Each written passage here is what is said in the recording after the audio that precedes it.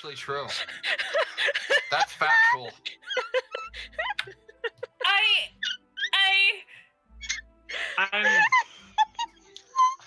I mean, I don't even. if he's lying, I'm crying. I ain't shed a tear, so. I ain't gonna question shit. Hi everyone, welcome to the first episode of Into the Wilds, where we learn wild things and stuff. That's definitely how we started out today. And thankfully none of you know the information we now know. Unfortunately or fortunately? Fortunately for Stay them. tuned to the end to find out. You'll learn more later, or just look at the comments on the side there where everyone would be talking. You'll probably find it there. Anyway, welcome to the Owlbarian. I'm the DM for tonight, Vaughn. I just want to let everyone know that I am very happy to be here tonight, and let you all know that tomorrow at the Owlbarian we have more Valheim going on. But unfortunately on Thursday, the Mystery of Bloodheim has been postponed to next week. So don't show up at our doorstep and expect there to be the Mystery of Bloodheim going on Thursday. You can show up at our doorstep anyway, but just don't expect anything.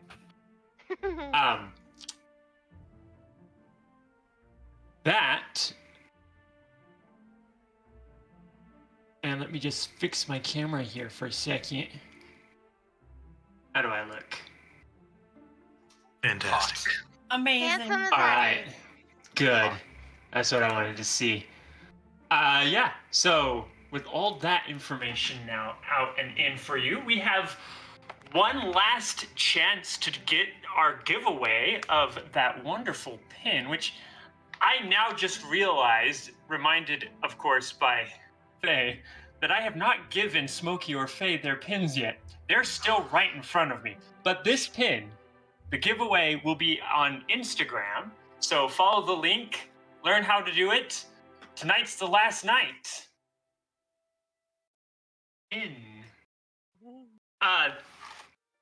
Other than that, I'd like everyone to go ahead and quickly introduce yourselves as people, and we'll start with me, the DM, Vaughn. Hi, I'm Vaughn. I also stream over at my own stream. Let me just comment over here. Hello. You can follow me through Twitch to find me streaming there. Usually I'm playing Pokemon or wonderful games with this lot, actually. It's great. But yeah, that's me. Let's go on over to... What side am I looking at? Who am I looking at right now? I think that's me. I'm pretty sure that's... Yeah, that's you. Yeah. Yep.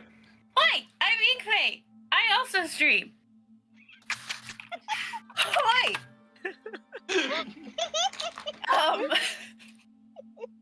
I'm a professional. Our number one streamer right there.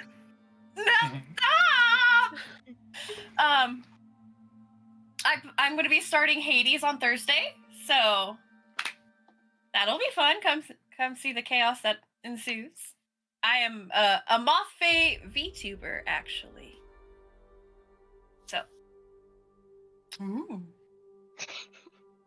Okay. I do believe it is your turn. I'm assuming it's me. Yeah, Down here? Yes, you. Okay. I'm Alex. Hi. How are you doing? I am that. And I stream over at my channel, Smoky Night 393, which is a funny story we're not going to tell right now. I haven't been streaming, but I'm currently part of an Overwatch gaming league and will be streaming my games from here on out. So I'll be back, baby. Hey, follow me on things. I'm Smoky Night 393 everywhere. That's no E in the Smoky. I know it's a weird thing. Argue with Xbox. Next. Yeah. Me? Probably. No. Sai. It's the other yeah. squid toy. I'm so sorry. Yeah, right there. Yeah. Wait, what? There. Yes, the other squid Introduce toy. That yourself. one. Oh, my order is screens is different than yours. My name is Cyrena. I like Inkfei over here. Also a VTuber who loves to stream and do the online things with games. Yeah, I love horror games and stuff like that, even though I don't sound like I should. But yeah, people don't like to try to pronounce my name how it's written, so you can just call me Sai.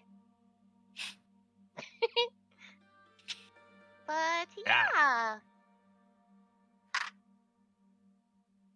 Now Okay, it's now me. Sorry. I didn't know Yeah, this. go for it. Oh, I'm Cathros Chaos. Just Cat is fine. I'm also a streamer. I am a flesh tuber, which sounds dirty. Somebody put it out to me. I might partially VTube soon. I don't know. It's a work in progress. I'm indecisive. Variety streaming. I stream a lot with Faye and Void and Vaughn. And I should comment to say who I am. Hello, this is me. I believe that's a VTuber Curious, is what they call that. You're VTuber Curious.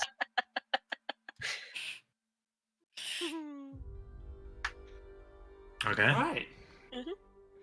Well, I Last, I think it's up. am the last. Thank God. I am the Void Cleric. I stream over on Twitch. I do variety games. I've only been doing Mondays with the usual suspects. It's always good times though. Over at the comment D thingy. Insert comment here. And yeah, occasionally I do solo streams, very occasionally. But it's Very occasionally. a good time all around. It certainly was a Excellent. comment.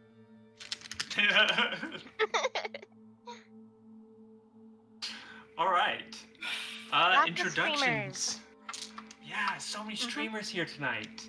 So, yeah, that's done. Oh, perfect. Yes. Let's roll the intro then. Yes. Let's go! As the gamers would.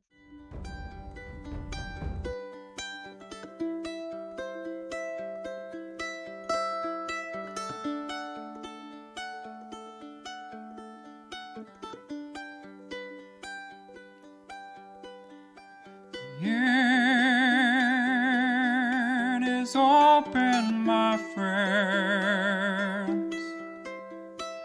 Battles have yet to begin. Laughter will be heard in gales and floods. But if not, at least there will be blood. The sorrow and loss may abound. We'll do our best to hold this hallowed ground.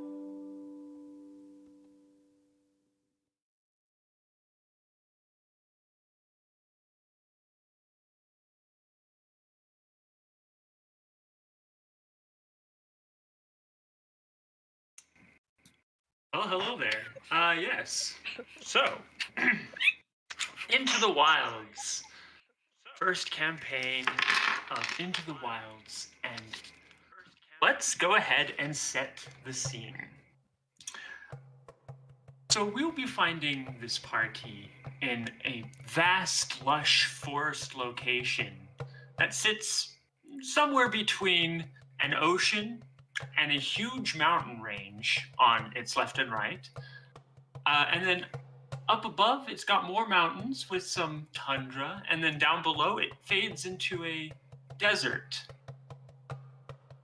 Our main focus, though, is within a location known as the family Neresanderals. Hold on, let me make sure I say that. Neresanderal. There we go. Neresanderal. And all the territory they hold. They are an elven family, as this lush forest is predominantly populated by elves, only recently having learned there are humans and orcs in existence.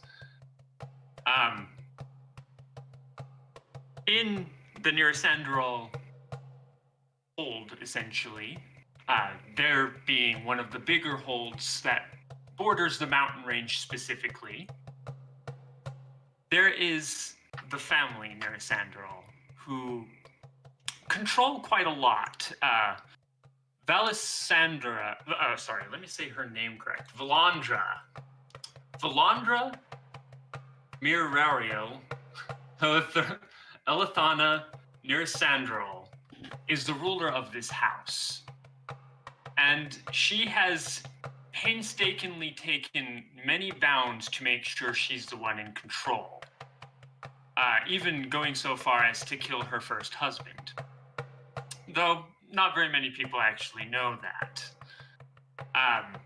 It's rumored, everyone knows it. But we're going to focus specifically on one situation going on, where in this location, there is a warehouse. It's built into and part of, as well as being on, this tree. And it's currently nighttime to set the day. And this warehouse is being used to store wares for the Neurosandral family.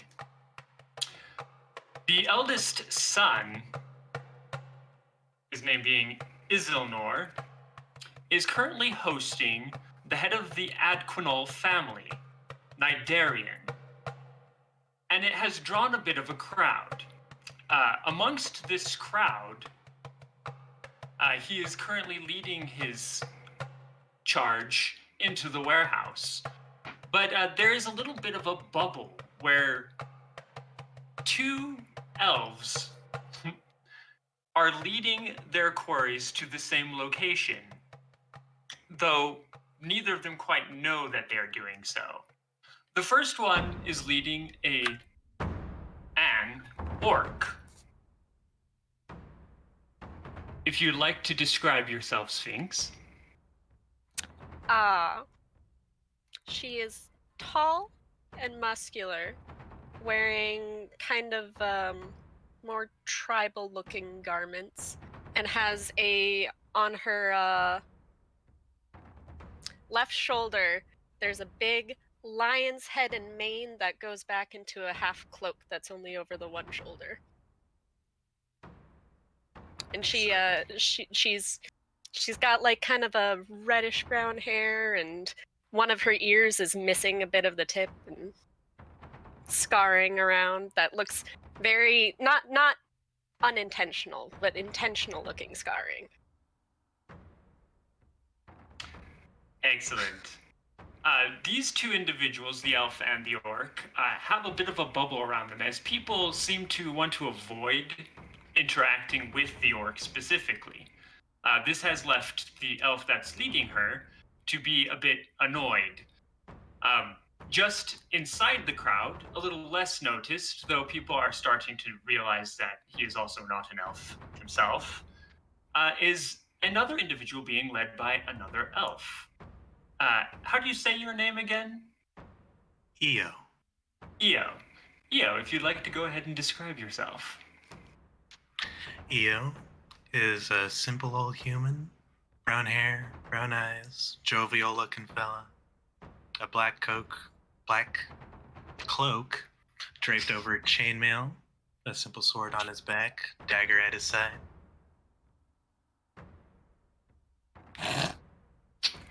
These four are in fact going the same direction. Heading for a storehouse. Watching from a distance in the shadows, completely unnoticed by everyone, as the focus is clearly on what's going on in the courtyard, is another individual. Grak, if you'd like to go ahead and describe yourself. I can go ahead and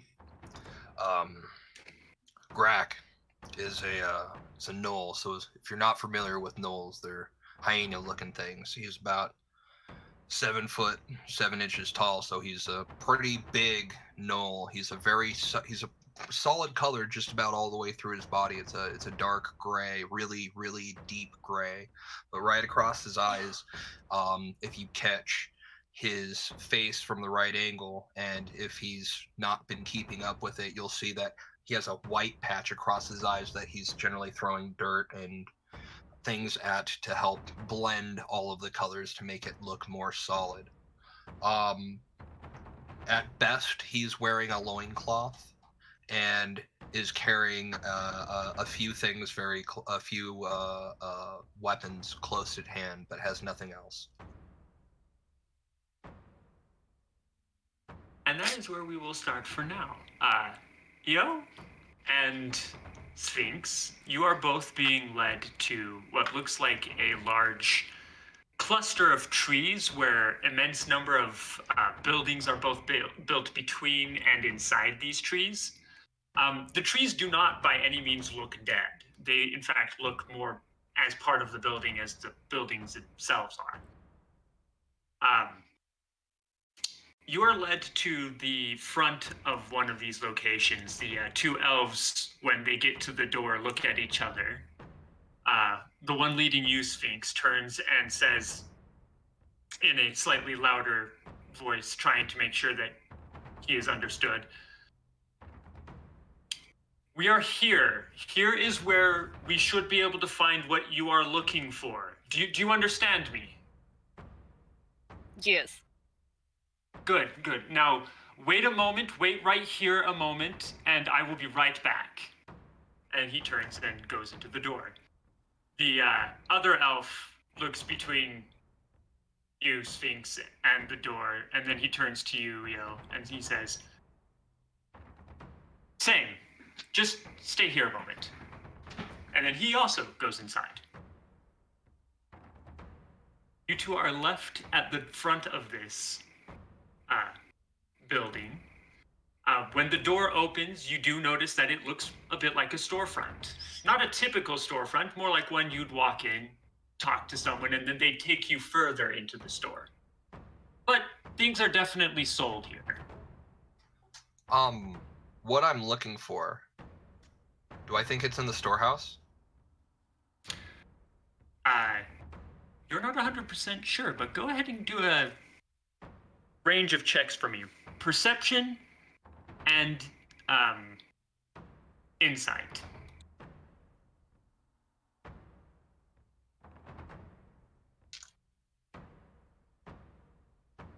I hadn't actually.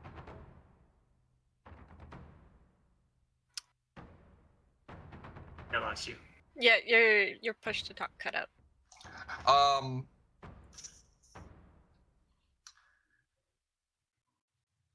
What a way to start. Perception was the first one you asked for. That's a nat 20, baby. Woo! What a way to start. That right there is a nat 20. Wow. Okay. Cool. What was the other thing you asked for? Insight. That was a 19 on the roll for a total of 21. So the 21. perception with the nat 20 would be 24, by the way. Okay. Perfect. You get the feeling if what you're looking for is here, it's going to be in the warehouse that is the focus of attention, not where it is you saw that interesting looking individual go. However, as you are watching, you do also take note that everything that is currently going on is focused in on the warehouse. So going in stealthily will be very difficult at this point.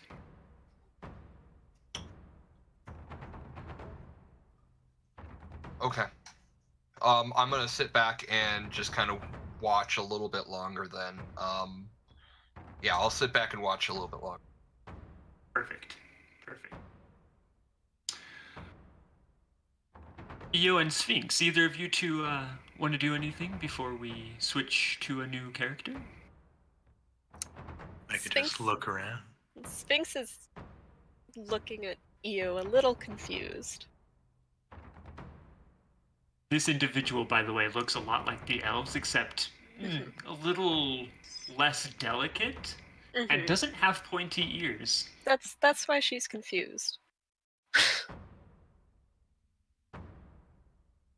Oblivious. I'm just gonna kind of get my bearings, look around.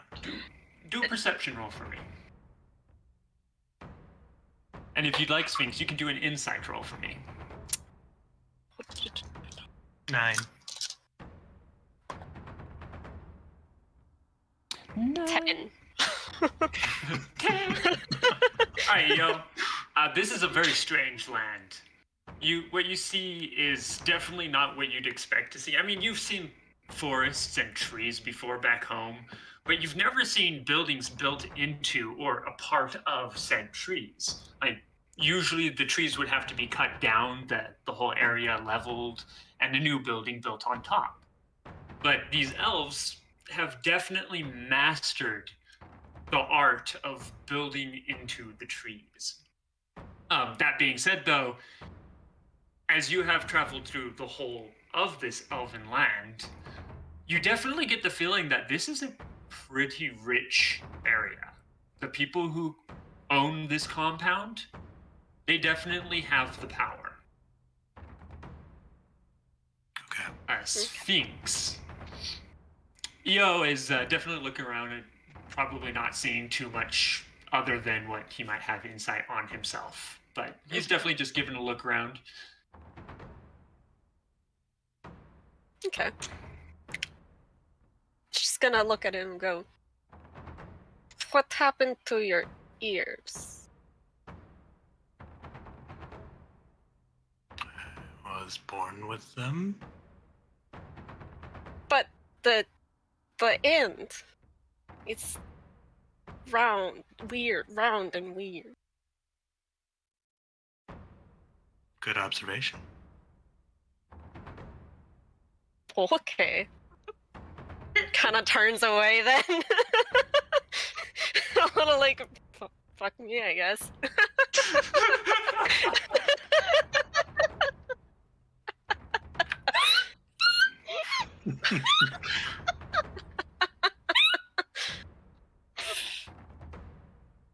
Right.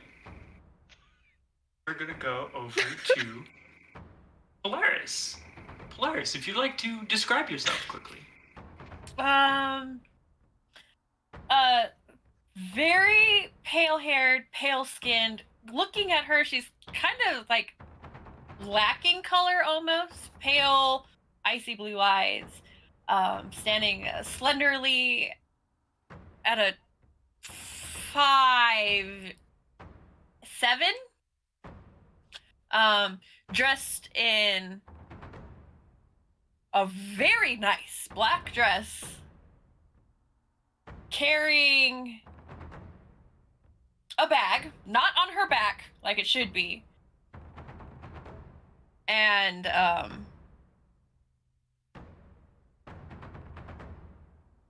has her cloak tied around her and then another cloak on top. Is the lovely elf Polaris. Yeah. Right. I believe you were making your way out, essentially, but the best and fastest way was bringing you close to the entrance of that building. Yep. So as you are making your way that way, you get a glimpse of two elves. One of them looked like the one that was guiding that orc that you had seen earlier. They're talking to each other and someone behind a desk. And briefly, what you catch from them saying is they've got two new ones to package up and deliver. This is the way they're talking, you can tell they're nervous and they're making some mistakes. Like, this isn't normal speaking like you would expect to overhear between a lot of the people going on. So with everything being as abnormal for what you'd expect, you definitely get the feeling something's going on.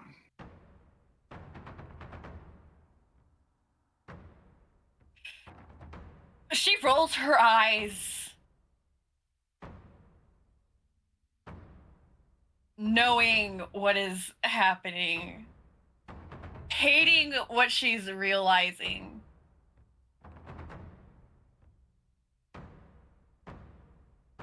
She's gonna go to the front. All right, perfect. Oh, this is so bad. On your way there, Sphinx and Neo, you as your stealthily as possible. oh yeah, go ahead and roll a stealth roll for me.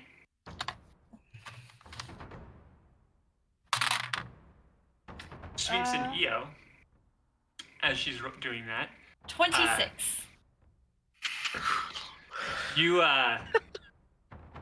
You both notice that crowd that was in front of the warehouse has started to move its way this direction now, and you see the group that had the nobles in it essentially is now leading that group here, but one of the two richer ones, the son of the family, Isilnor, is not with the group anymore. He is currently missing. But this crowd is making their way towards you again. And they haven't quite yet noticed that you guys are standing in front of this building.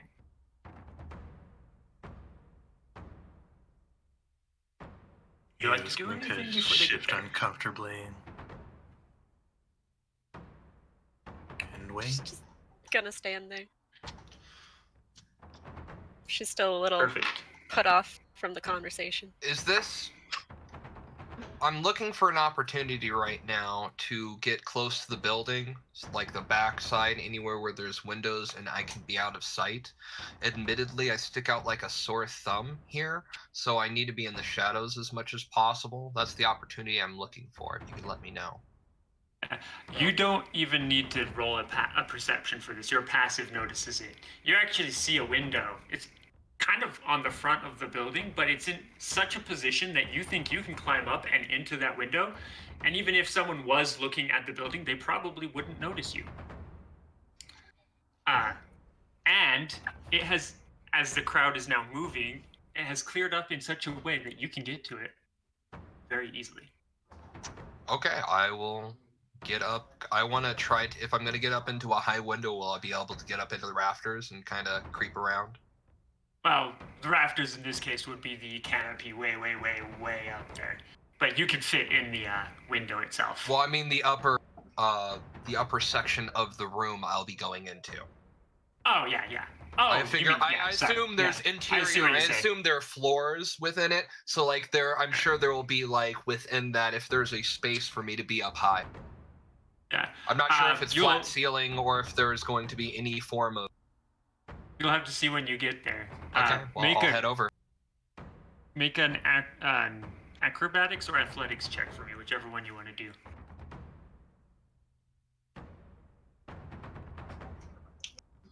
I got, that's 13. And that's acrobatics. Acrobatics, perfect. Yeah, you managed to pull yourself up with relative ease.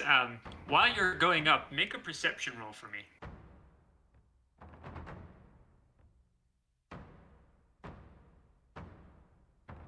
10. And right, perfect. Yeah, you get to the window and you look inside. There is currently in the middle of the floor a mess. Someone has been killed here. Their blood is currently all over the floor. There is a box, or what remains of a box, in the corner of the room. One of the doors that leads to another room has been ripped off its hinges, and you can see that the stairs down on your left, from looking within the window, you can see the stairs down have another couple of bodies that have been killed and left. So someone got angry and killed a bunch of people in here. Do I smell Knoll blood? You do not smell Knoll blood, but you do catch the scent. Is there anybody presently in the space? Nobody living. Okay, I'd like to start moving into the space and kind of following my nose to where I might find what I'm looking for. Right. You find yourself attracted to that box in the corner. Okay. Getting to it, the scent is very, very, very strong here. However, you can tell that it's been moved or had been removed probably before this box broke. So hopefully it wasn't harmed. Well, there's no blood smell, so There's even no if it was just a little bit, I'd smell it over the would rest of this, whatever this food is around me. Your tummy makes a noise. So I'm going to make. Is there any dismemberment, or are they like full body? They are full body. It looks like the worst that was done was one of them was stabbed in the gut and ripped out. So I'm gonna kind of walk, keeping my eye out for anybody coming in. I'm gonna walk up to one of the bodies. I'm gonna just step on the back and rip one of the arms off and start gnawing on it, while I kind of go inspect the box for a second and try to get my bearings on where to go next. I don't think it left this building. I had my eye on it. I think I have to go deeper. Okay, perfect. While I'm just roll a perception roll for me, and you can do this at advantage. This one. I got 11. I rolled a 6 and a 7, my guy. I wasted all of my Oh my luck goodness. literally on the first roll. Your perceptions are showing. But yeah, Dude, no, this I is mean, smash your perception, dude. yeah. You while you're looking around, it does take you a little longer than you would expect, but you do find yourself continually being pulled back to the window you actually entered through. I'm gonna finish up the part of the arm that I was eating and kind of just let it drop, wipe my mouth a little bit, and start following. I need to find. I'm here for one thing and one thing only, and I need to find it. Perfect. Roll another acrobatics and a stealth. That is a 16 acrobatics and a 16 stealth. Perfect. Right. While you make your way back out, over to Polaris. The crowd is making its way towards the front of this building, but you do, from your angle, see the backs of the human and the orc. They are awkwardly standing near each other, but you can tell they're not really standing with each other at this point. They're just there. But you also notice from within the two guides now have with them 4 guards apiece and are starting to make their way back towards the front. I'm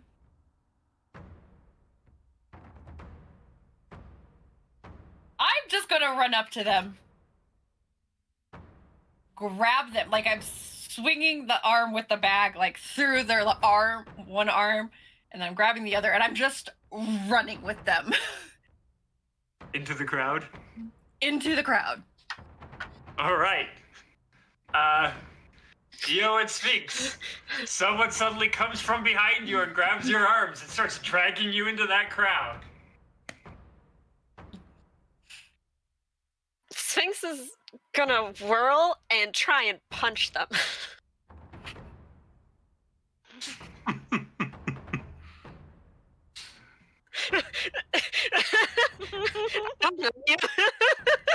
No, you're right. I was questioning it for a second, but no, you're right. I don't know. You came up from behind me and just like attacked me. Anyway. I'd throw an elbow too. No, I get that. Yeah. Roll a attack for me. Io, what are you doing in reaction to this? Sorry. Oh no. his hand would go to his dagger, but the other figure was faster. He's almost getting a little overwhelmed. What happening all at the same time? Mhm. All I right. had my roll. What did you get? It's a 23. That hits.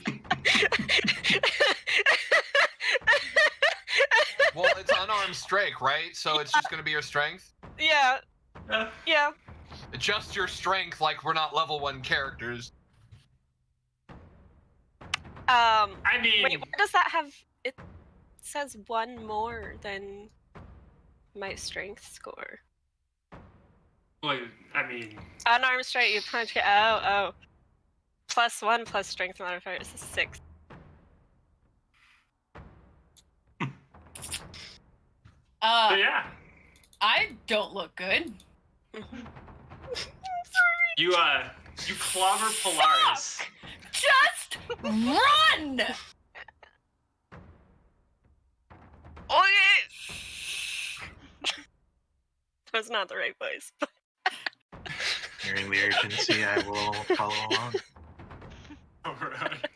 Bloody nose. Not that you've gotten a chance to see my face, but if you look, this was a pale ass elf who's had a bad day, is trying to do the right thing, and just got fucking decked.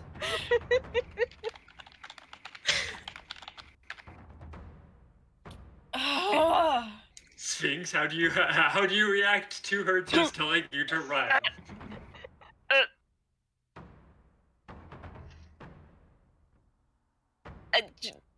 Goes along with it. All right, the three of Figure you run it out into the later. crowd. Yeah, so this crowd seems like it's already high excitement. Something has happened. The crowd clearly knows something has happened. The noble group at the front clearly look agitated and angry. So when the three of you run into the crowd, people start running about, screaming, shouting, some trampling going on. However, no one seems to notice that it is specifically the orc, the human, and another elf that did that. So as a result, you three managed to actually disappear into the crowd. Is your dice rolling in my favor again? Well, it would have been a lot harder to just disappear into the crowd if you didn't currently have a broken nose and blood streaming down your face. But nobody's going to recognize you with a broken nose and blood streaming down your face. No? So, yeah, I rolled a 1. Yep, You're your welcome dice for are your rolling. disguise. You're welcome for your disguise. Guys. We did my 0 the other night. He rolled I the rolled dice so 6 many ones. times, and they were all ones. It was so ridiculous. So ridiculous. A great Witchcraft. status at the cost of hit points. Yep. More Down than 6 half hit my points for that life. one. Yeah, half my life. All right. You guys run in, and using the chaos, you manage to get to the back of the crowd and through. And you find yourself running more or less towards that warehouse again. Polaris, you knowing this location, you know some of the best places to dive into in the foliage to disappear. Yep. Roll percentage dice for me. Grab. I Now that you're back down on the ground, I'd like you to also roll a percentage dice for me.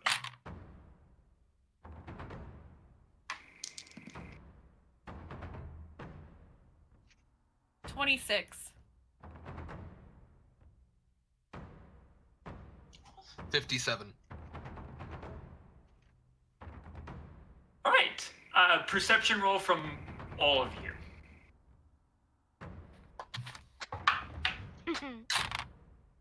18. 16. 18. Dirty 20. All right. You don't quite see them, Grack, but you get a whiff of the scent. On top of that, you also smell a strong smell of blood. These creatures' blood specifically, because you've been smelling a lot of it essentially since you just finished eating your snack.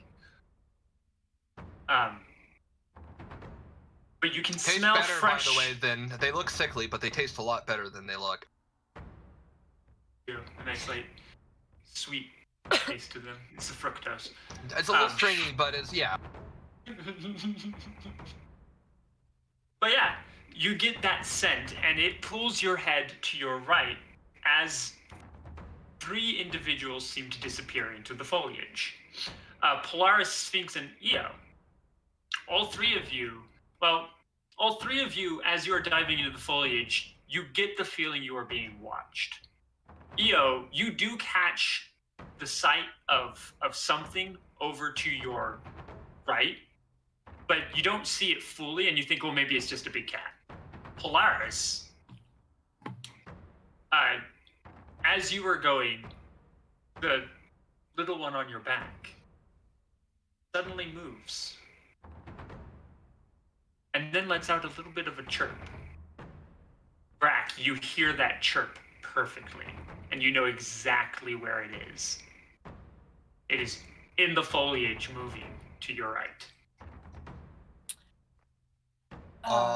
I look around real fast to make sure that there's nobody specifically who can catch my movement, but if I hear that, I am diving directly at them right now. I am instantly like shifting it. Like, are you are you okay? Do you like fretting over this cute, adorable little thing?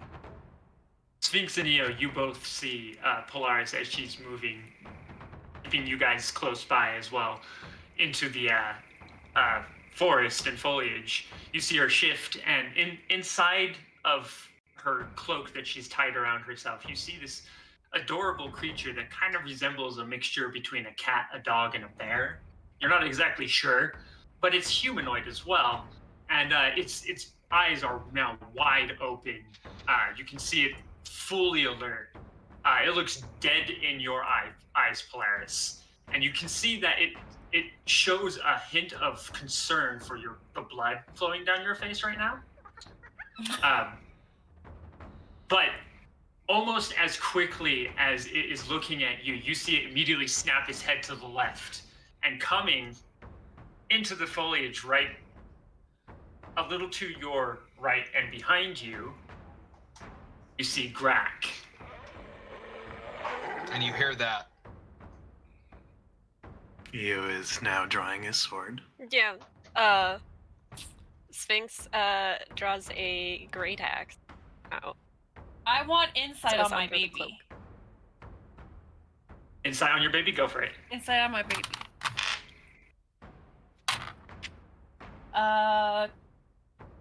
23. 23. You get the feeling that it is both extremely excited and happy to see another of its kind, but also at the same time wary, because it doesn't recognize who it's looking at. This isn't a solid, right? It's is it Yeah, it spotted? says striped. Striped. Yeah, and now that you've got a good look at him, you can see that at the top of his head, he starts with very, very dark brown fur that fades into a light tan as it gets lower. The stripes along the front of his face, going down his back, at the top start off almost white. And then as they fade into the lighter tan, they get darker and darker and darker until they're almost black. Very unique coloring for one of his kind. And you can see almost immediately why it is his family want him back. His gold eyes pierce into you, almost like he maybe understands a little bit more than he should being his age. Been through a lot.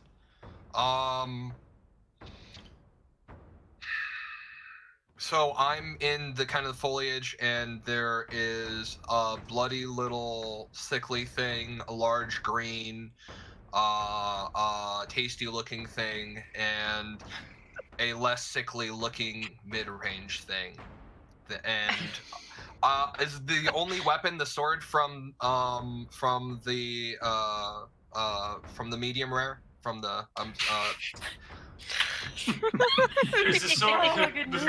the sword from the medium rare, and then the delicious green has great axe. Great X. Great X. okay. Great axe. With realizing that, like, the kid's not terrified, I am kind of like reaching out for the weapons and going, like, pressing down. 'cause Like the baby's Jurassic just in, like, World, baby or- Bjorn. I tied my cloak into a baby Bjorn, essentially. So it's secure, and I'm just like,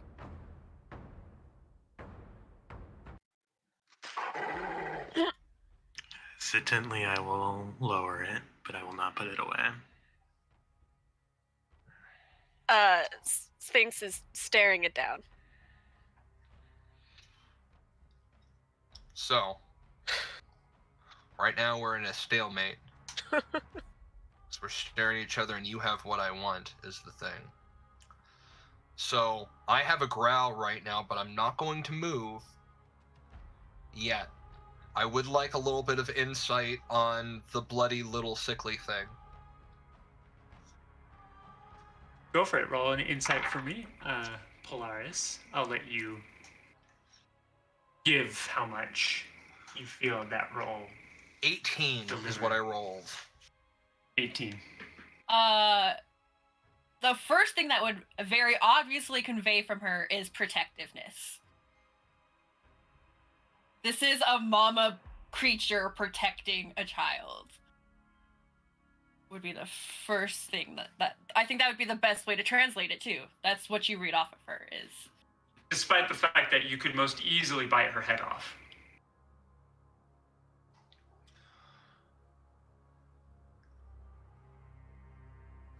You wouldn't have seen this up until now, especially with all the snarling and having come in and startled you guys. But I'm gonna gently put a throwing dagger away, as well as sheathe my rapier. And I'm gonna approach like that, with hands out, and you're gonna hear kind of at the youngling saying, "Are you hurt? Like are you hurt? Are you like, are you okay? Are these the people who took you?" So you'll hear kind of a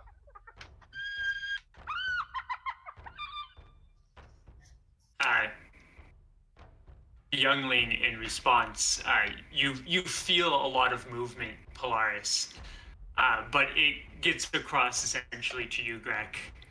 This one rescued me.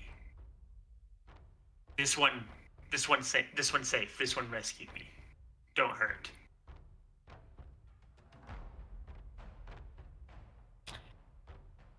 I am checking over my shoulder, knowing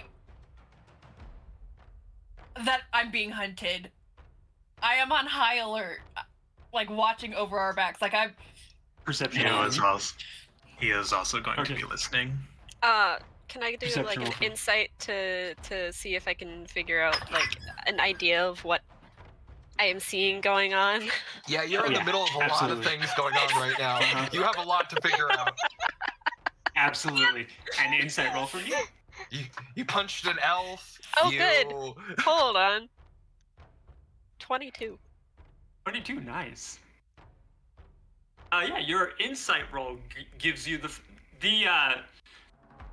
bigger one isn't known by the smaller one, but with that small exchange, you now see that the smaller one trusts the bigger one and is trying to make sure the bigger one doesn't hurt the elf that you punched. I'm gonna kneel and titter a bit and kind of gesture to him like it's time to go home. What was those perception rolls? A 19 on the die for 25. 16 total. Eo? 16. Cool. Eo, you're listening, keeping an eye on everything. There's a lot going on, but you do get the feeling that the group of elves out there have started to organize. Something may have happened. It sounds kind of violent, but it seems to be calming down in a sense. However, there's a lot of yelling going on as if someone is looking for someone else, someone female. And they keep yelling or saying the name Polaris. Polaris. That's not. I have a question. That's not the name they're shouting, is it? Not specifically, no. No. The name you're hearing them shout is Polaris Savaria. Polaris Savaria. You are hearing that name frequently yelled.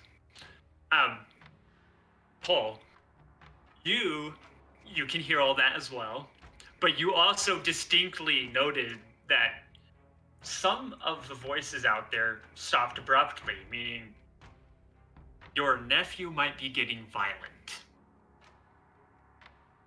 I'm gonna kick his ass. I want to kick his fucking ass.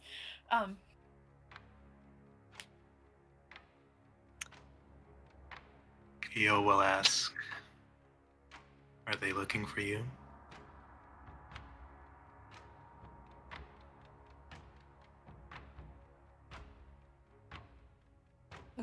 How well am I actually understanding?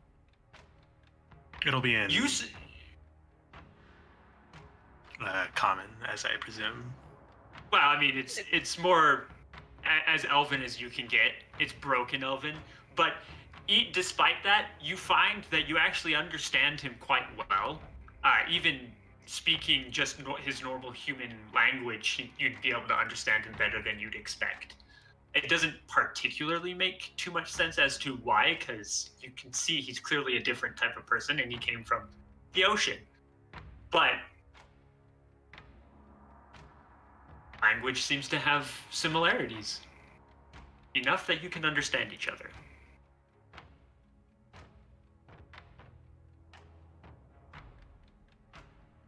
She's not sure how to answer this.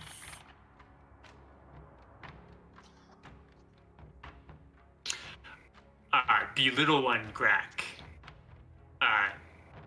He kind of gestures at you, and then he turns and he looks at you, Paul, while you are slightly distracted by Eo, and then he looks back at you, Grak, and he gets across to you.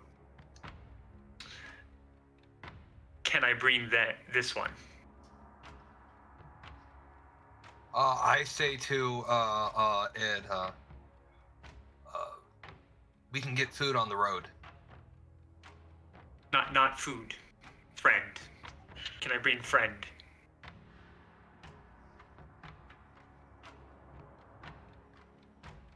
Not food? You're sure?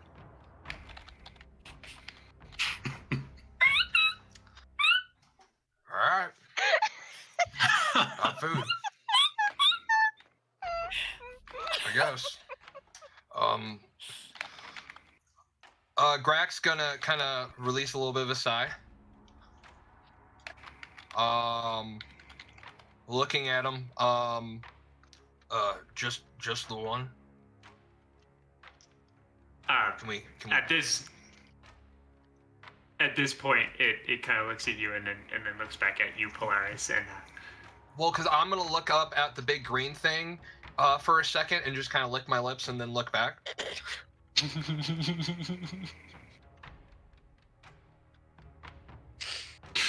Everybody's life is in danger. I kind of just finally blurt out, like, everybody's life is in danger. Explain. That was a trap. Explain.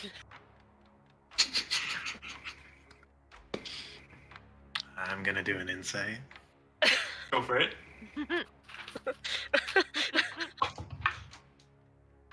Dirty 20. I mean, Pole's not lying to you. She seems very much sincere. Like, clearly something was going on, and she saw it, and she saw an opportunity to save the two of you, and then she's saying that what she truly believes was a trap was a trap. All right, a lot of things are going on, and the first thing in my head is I am really good with stealth. I'm gonna look around real fast.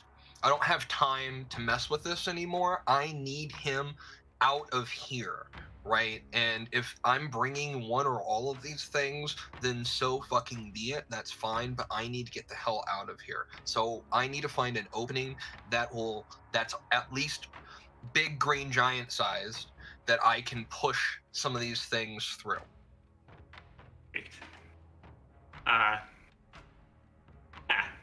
Roll a. It's getting louder, I'm assuming. It is. It's starting to get louder. You can sense that things are moving this direction. Give me a perception and a survival for this one. Perception is a unnatural 20, and my survival. Ooh. There's a story roll right there. That's a 8. 8. That's All hard right. with a +4 survival. Yeah. Your perception you get a good look around this area. It's not unmanaged, so clearly people do come through these foliage. But this specific location where this little elf that's bleeding, well, the bleeding's actually stopped now. It's just they're Red. kind of smeared, like. Oh, I'm imagining it. But Just you brown get the and feeling. dried. Yeah, you get the feeling she only stopped here for the period that she has stopped so far because she knows that this is a safe location to stop at the moment.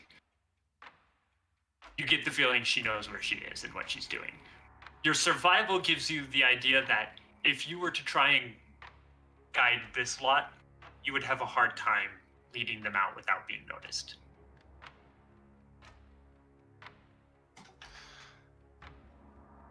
We need to leave. We can't take them. To the little one.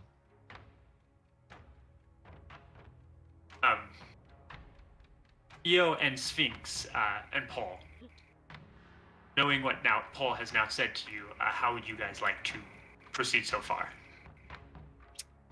Sphinx is gonna look at Paul and just for a second and then go, "You took my punch well. I will trust you."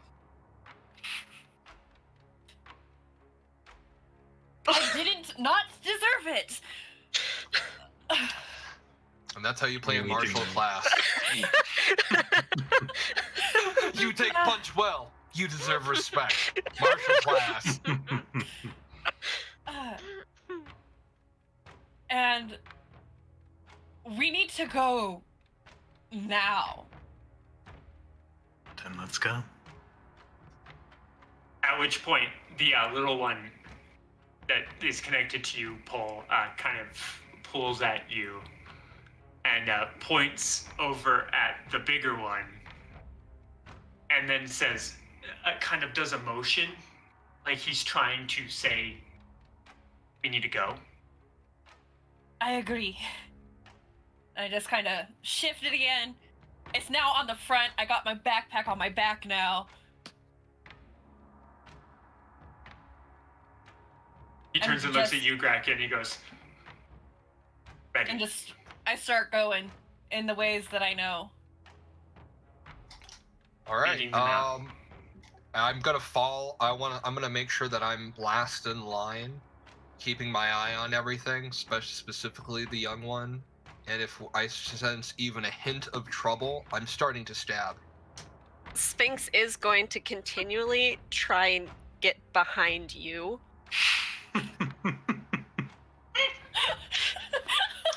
While every time if our eyes meet, I'm licking my lips. Like I'm salivating looking at you. It would be it would be preferable.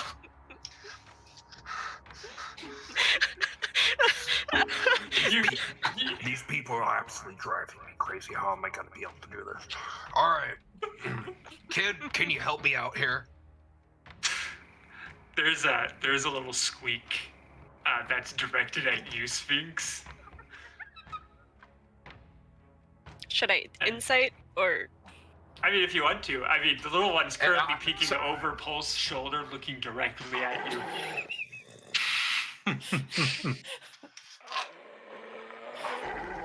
We need to be going forward, stop going backward! You?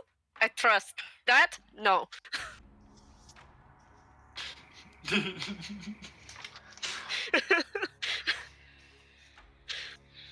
little one looks over at you, Anyway. Greg. The little one looks over at you, Greg, and kind of shrugs and goes,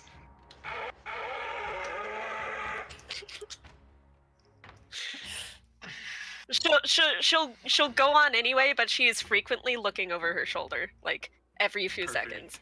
Every few seconds. Right. Everyone give me a stealth roll.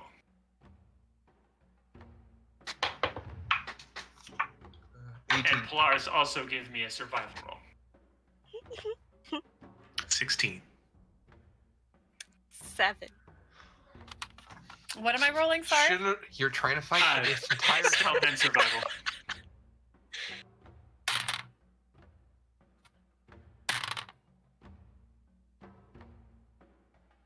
Okay, my stealth is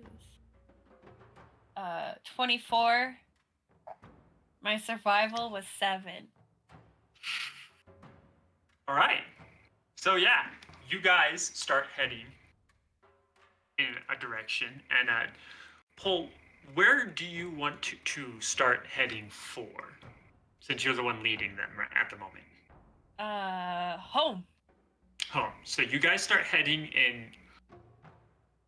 Is that by any chance in the direction at least of the of like out of town? Yes, it is definitely out of town. Okay. That's for sure. I won't freak out yet then. Yeah. It is kind of perpendicular to where you want to be taking the child, but it's not the wrong direction to go. I'm gonna eat every single one of these things if I have to get this kid out of here. All right, let's do this. All right. You guys start heading what is essentially north. And as you are heading out of the kind of enclosure you're in, we're going to go ahead and introduce our final character. Are you ready, Amine? Oh god. As ready as I'll ever be. Excellent. If you'd like to go ahead and describe what your character looks like. So my character is a bit on the shorter side than you'd imagine for an elven character, standing at 5'2", so she's probably about a normal human height. Her body is pretty much riddled with scars and scratches, some faded, some new, so a wide variety. She's got long, kind of dirty blonde hair that's actually surprisingly kept pretty well. I haven't really thought much on what she's wearing yet, but I would imagine it's leather armor, correct? For the Yeah, most all part, right. yeah. All right. So I can't go too much into detail, but I would imagine it's probably pretty tattered, probably patched up in some places and, you know, torn in others. And the weapons that she carries, she has a spear that she crafted herself that has like an arrowhead on the end, made from just sticks and stones and stuff that she keeps on her back, tied with vines and leaves to keep it in place. That she can easily reach and grab for. And that's about it. Perfect. So you're currently lingering in this area because it was a safer area for you to linger. But as you're, Mhm. you know, doing what it is you do, being close to the Nirasandaral family home location that you do know of, Mhm. you hear some noises going on. And through the foliage, you don't quite catch a glimpse of the elf leading them, but you do see a certain large creature, kind of resembles an elf to a degree, but she's way better built and her color is different. You also notice that she's a little tougher looking. Like, she doesn't spend her time under the canopy. She spends her time probably elsewhere. But as she's going, you notice the one human that's with her. You've heard of humans at this point from just mostly probably the animals, to be honest. But you do recognize him to be human. And that's about all you notice right at that moment. But you see them quickly moving as if they are following something. And they are crossing almost right in front of you. Ooh, okay.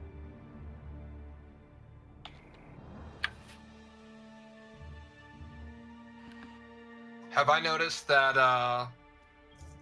the big bubbling green thing has been made? Oh, no. Not yet, not yet. This is all just now happening. Bumbling, I have heavy footsteps. Did you just call me fat? Yeah. But yes, everyone make perception rolls for me. Except for you, Amine, because you've already noticed them. Incoming punch number 2. 11. 18. 19. 5.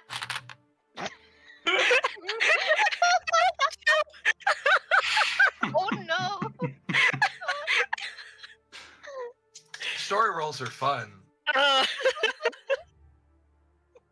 Nat 20. At 20. Oh my God. goodness. There's one thing and there's another thing. Yep. Well, Paul, 26. you notice immediately Amine standing to the side there, noticing everyone. Amine didn't quite notice you right off the bat, but they're definitely looking at the orc. Io, sorry, you definitely also notice another elf currently standing to the side, watching you guys as you are passing right in front of her. Friend or foe?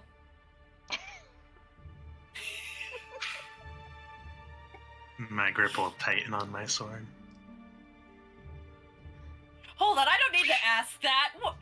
She doesn't look anything like anybody ever employed. Nope. She does not look anything like anyone you've ever seen employed.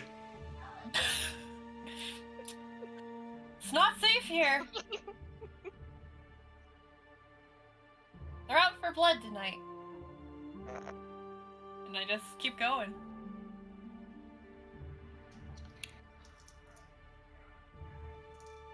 Well, Amine, you hear and see the elf who, at this point, a lot of that blood has now been wiped away, but you can see that they still have a broken nose.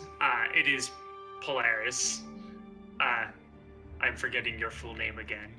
Of the Nirasandaral family. But you definitely know who she is. Oh.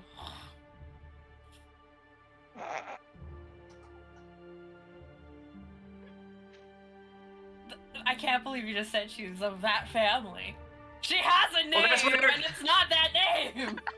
That's what everyone knows, though. Ugh. Yeah, I know, but she's- what everyone knows is wrong, of course, but it's what everyone knows.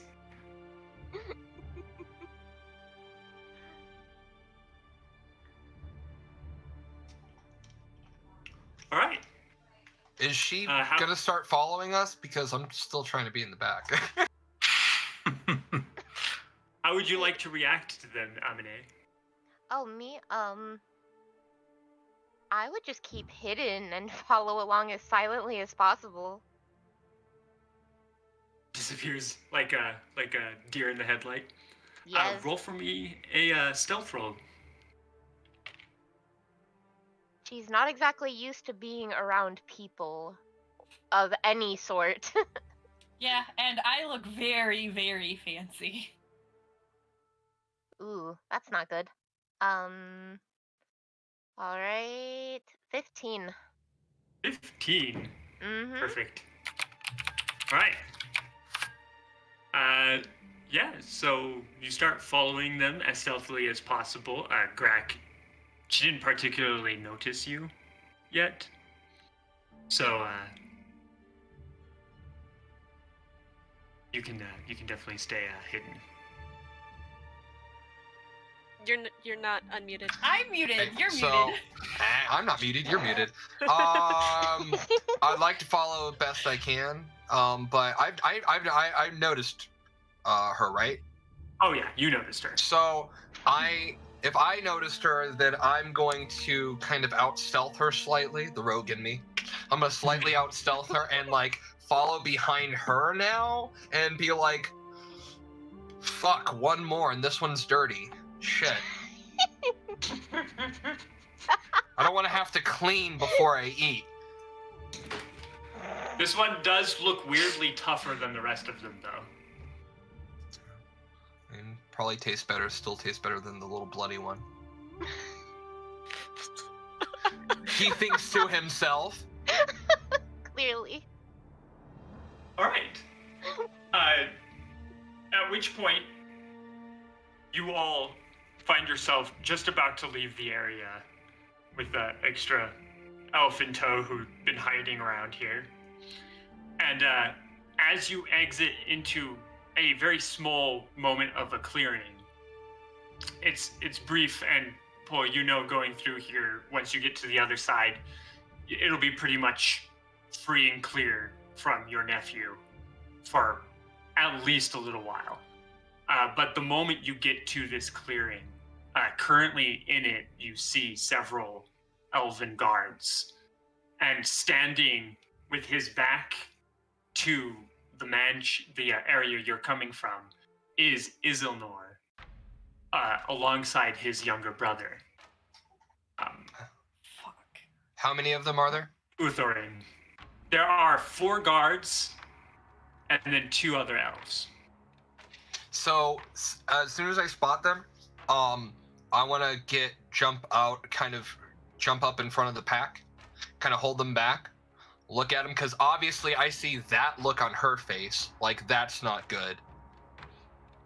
At which point, Amine, you notice there's now a big creature also with this group.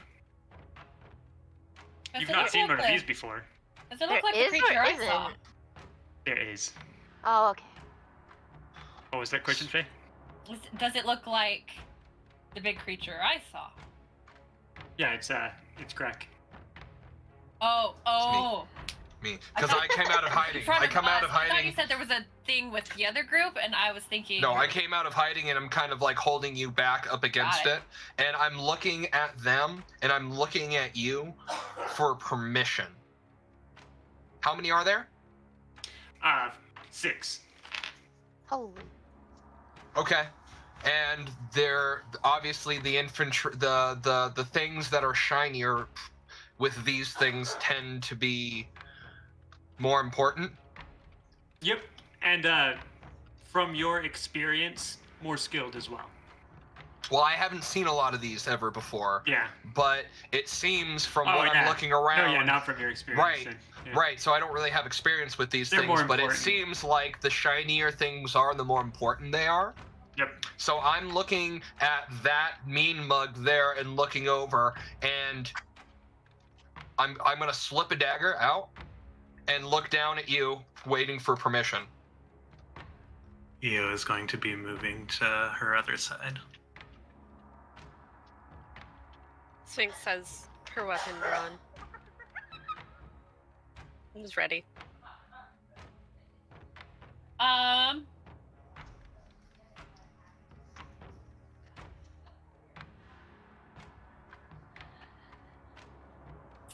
How bad of an idea do I think it is to engage in a fight?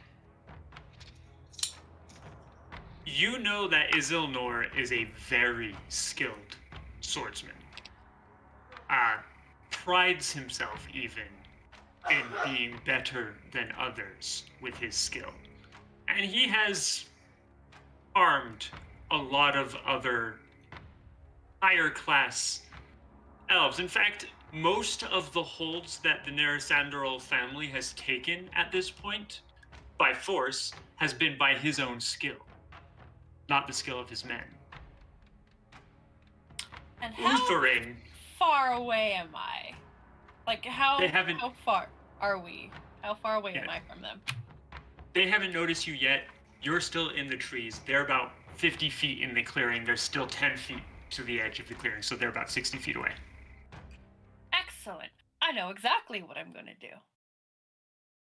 I'm gonna fling an entangle at them and kind of direct us out and around the clearing. Like, you don't have to go through the clearing. You can You could go around. go around it. So I'm gonna entangle them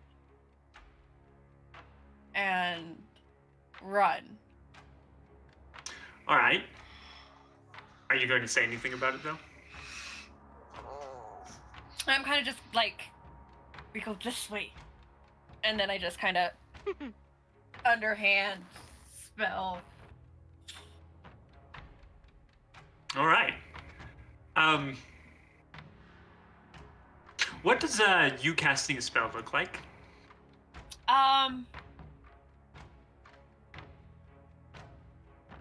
I think with Entangle, I think she flickers. Like, she loses, like, all color, but she's not just white. She's like a bright flash of white, and then the void, and then the spell is cast. Like, yeah, I think that's how it is she kind of just flickered for a second. When you cast that and you flicker, you're gonna hear, because I'm gonna yip so hard, not knowing what the hell you're doing. Io, you've probably seen similar types of magics used while with your family specifically. Not like this, obviously. This is clearly different. It's coming from a different race, and it's not ocean-based. It's definitely forest-based. But it's not terribly surprising to you.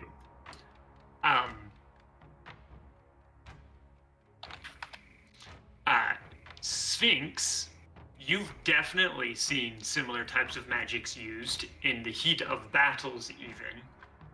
You have seen many a shaman casting many a spell or using many a ritual to help aid a fight. Amine, you definitely know what she's doing, so.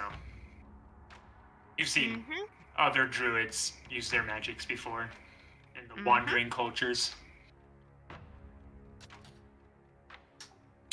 All right.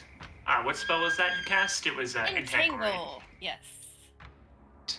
It's a strength save. Yes. Yes. DC 14.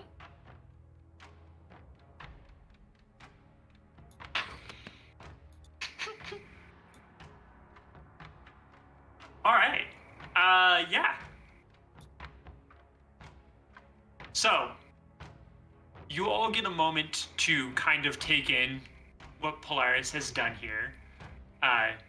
She says to go around and then casts a spell and starts heading that direction. Grak, she's got your charge. And you watch as the forest seems to come alive in the middle of this little clearing.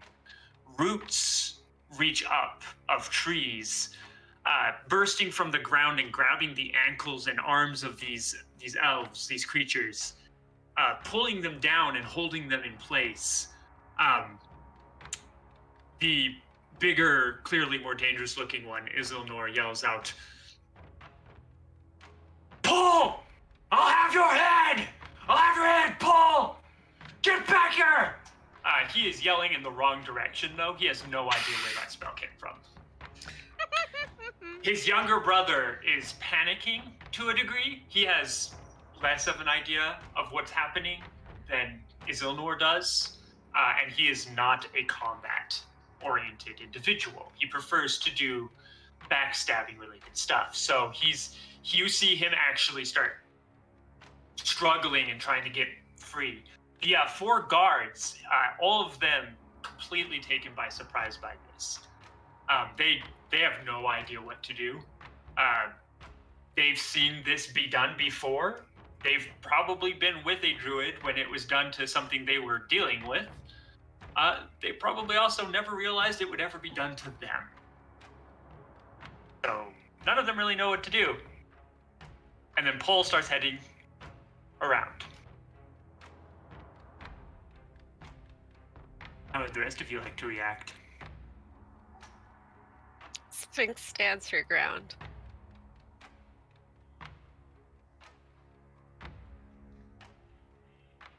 I need to follow my charge, but they're not really my enemies, so I don't like what just happened, but I have to follow the kid.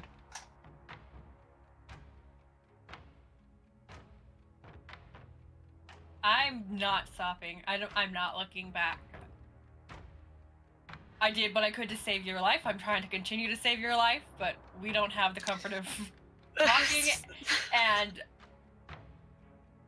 I know we don't understand each other well enough to be convincing at this point, and I'm just gonna go. You'll follow or you won't. Sphinx thinks this is a tactical maneuver, and you are trying to flank. And that this is a actual battle. Yo and Amine, Mm-hmm. how would Do you two I- like to react? Do I pick up that the orc is itching for a fight? Oh, she didn't move, that's for sure. She looks ready.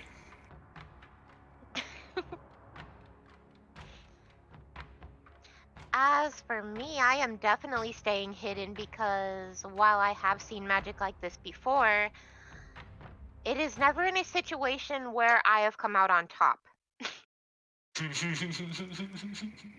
So my instincts are not my fight, not my problem. I'm staying away. Perfect. So far, one individual is following you, Ripple. The other elf. This is how I die, session 1. I do look over my shoulder temporarily, and look longingly at lunch that's leaving behind. It was Watch was bringing itself with me, and it's really unfortunate that it's not in. Eo, Eo knowing the will- orc. Go ahead. Eo will shake his head, say another day, and start to follow Pole. At which point, kind of sounds like this isn't actually a challenge. Yeah, that might make it click, and she'll look back, be confused, and go, "What?" And then I guess start following. But she is completely like, "What's wrong with you people? What are you doing?" If All I right. notice that lunch is following me again, I'll be have a little bit more spring in my step. Tails wagging. Yeah. They are not getting out of that. You guys circumvent the clearing and find that the whole time Isilnor cursing at you, Paul. Finally, before you actually leave sound, yeah, whatever. Earshot, that's the word. He does stop yelling because he thinks you're long gone. He thinks you turned around and cast that, but in truth, you cast it from behind them. So, as a result, you guys managed to avoid combat. Twice. Huzzah! And you are now into the wilderness of this forest. Canopy ever present above you. Stars absent for those of you who are used to stars. And green. Paul, you feel that it is now time that you can relax, slow down, and catch your bearings. Are we outside of city limits now? Oh yeah. You managed to get yourselves out of the city limits. It seems very sudden, by the way, like almost there's no transition. It's just suddenly, it seems like there's less presence. More wild.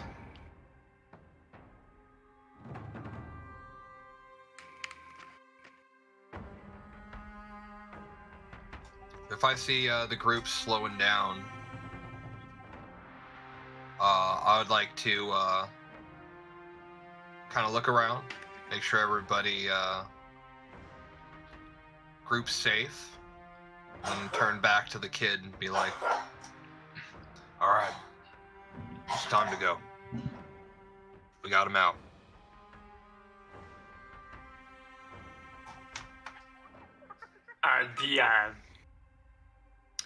The little one connected to you, Paul, starts to move like he's trying to climb out of your makeshift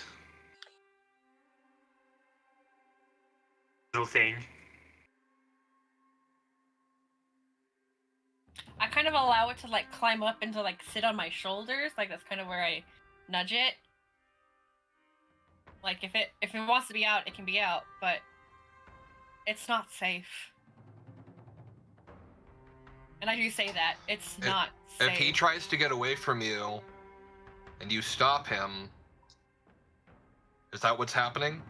Is that what you're telling me? Not particularly. It starts wiggling, and I'm like taking it out and kind of like letting it sit on my shoulders. Yeah, in which point he does climb onto Paul's shoulders, not trying to get off anymore, and kind of looks over at you, Grak. Tilts his head a little bit, and much easier to understand now that he's free motion again. I want to bring them with us.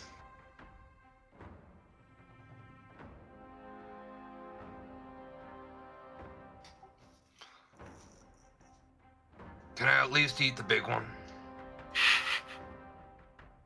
He looks over at Sphinx. Sphinx, you see this little creature look over at you. Big gold eyes looking you up and down. Kind of similar to how the big creature currently is looking at you. And then looks back over at you, Grak, and he goes, she does look really good, doesn't she? Right, Maybe. That's what I've been saying. We need to get you back to your parents, kid. They've been worried sick. Yeah. Can we bring them with me, though?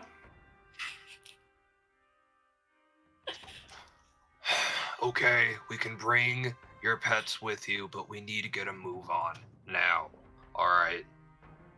Sooner the better. We need to go. Yeah, he bounces a little on your shoulders, Polaris. You get the feeling he's happy and excited.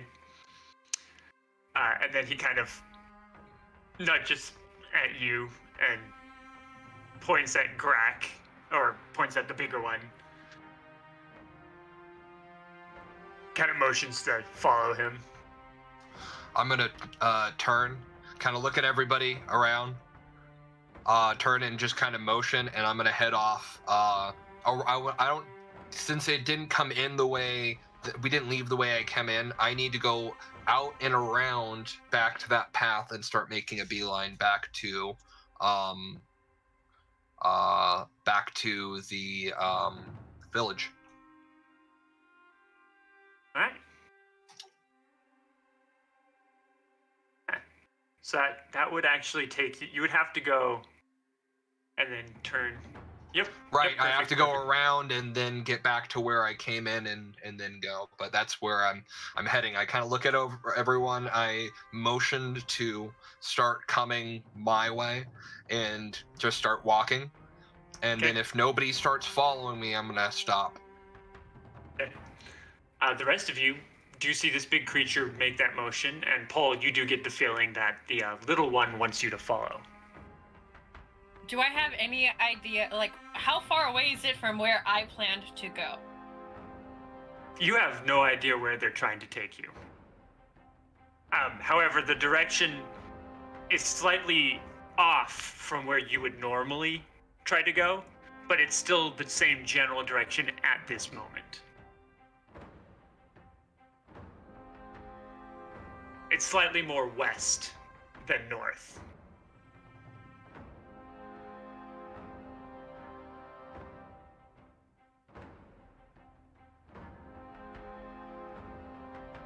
Cole's kind of just like looking at the way she wants to go and where this creature wants to lead her.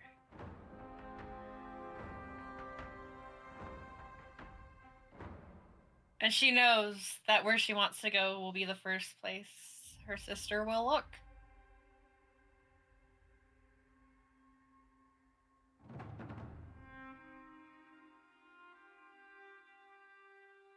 But it's also the only place she knows she has allies.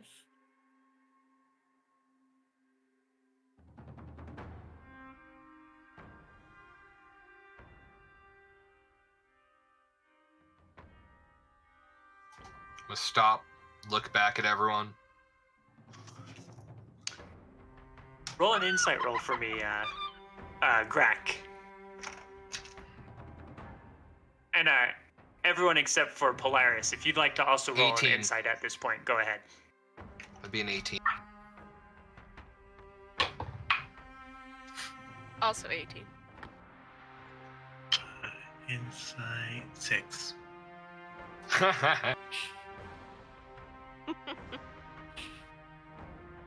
Did you want to roll insight, Amine? Sure. 11. 11. Alright, you, Amine and Io, both of you see the bigger one move in a direction and then stop and seems to be motioning for everyone to follow. You see the little one seeming to want to follow. You're not exactly sure what's going on. Sphinx, Grak, both of you, while you're looking at Polaris, you can see the conflict currently going through her eyes. You get the feeling that right now, both paths are the path that she should be taking. Both paths are also the path she kind of wants to take, though one path she wants to go more than the other. You can see there's a lot of conflict going between her right now. Sphinx is gonna look at her and go, "What troubles you?"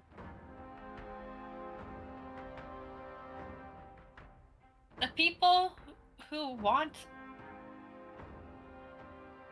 us are very powerful.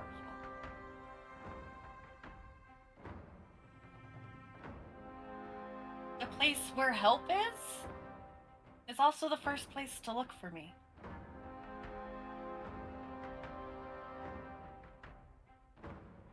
I don't know where that one goes.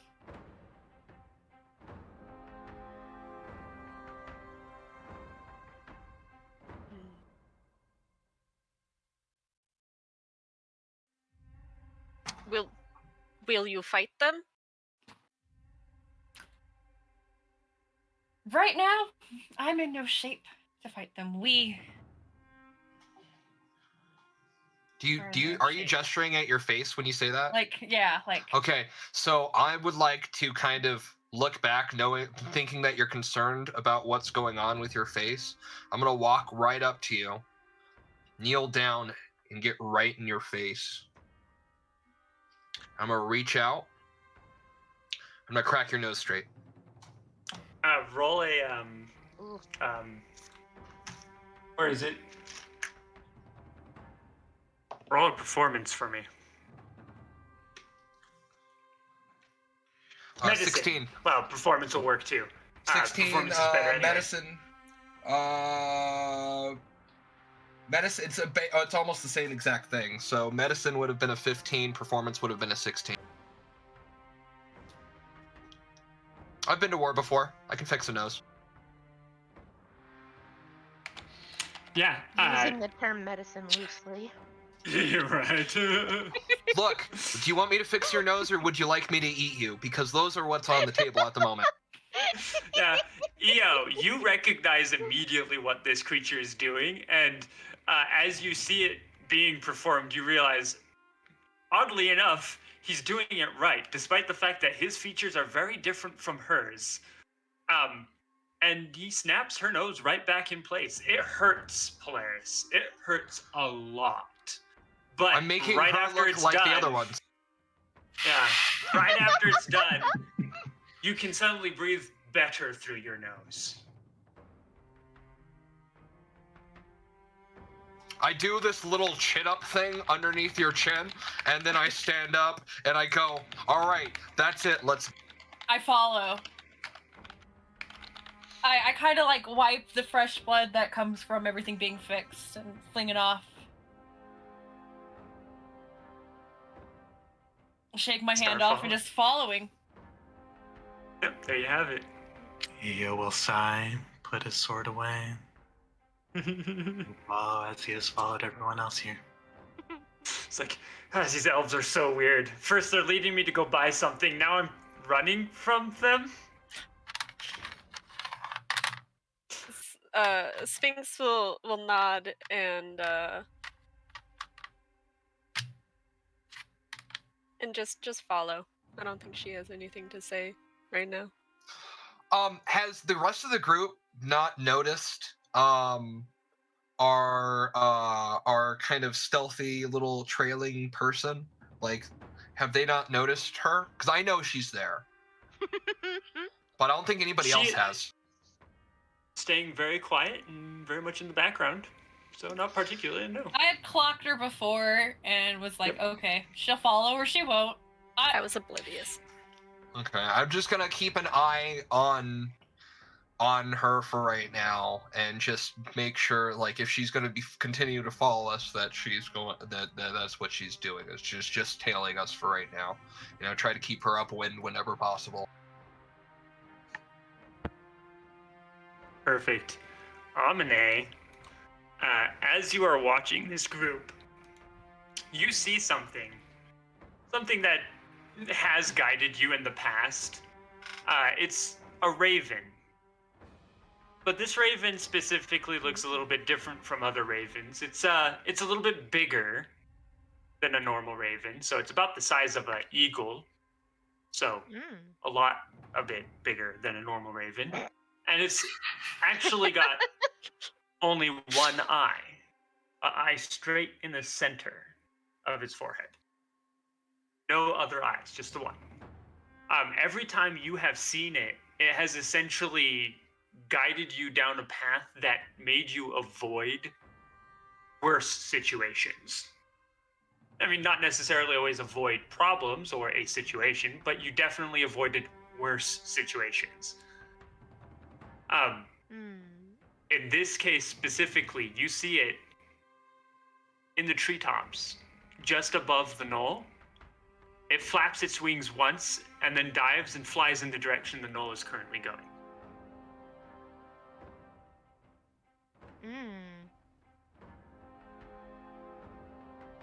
Okay.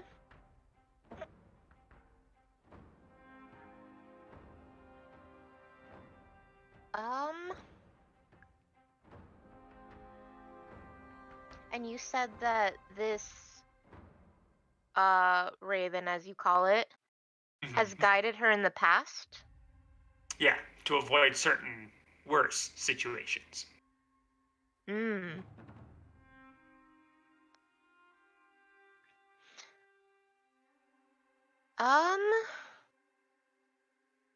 I guess she would probably pay close attention to it if it's avoided to keep her from getting into trouble, since she's not exactly the best at keeping herself out of trouble.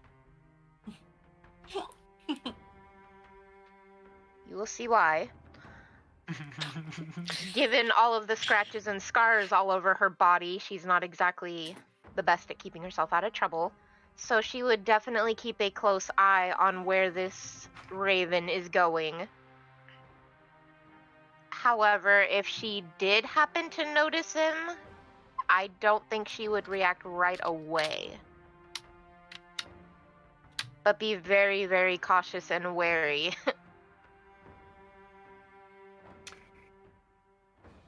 Perfect.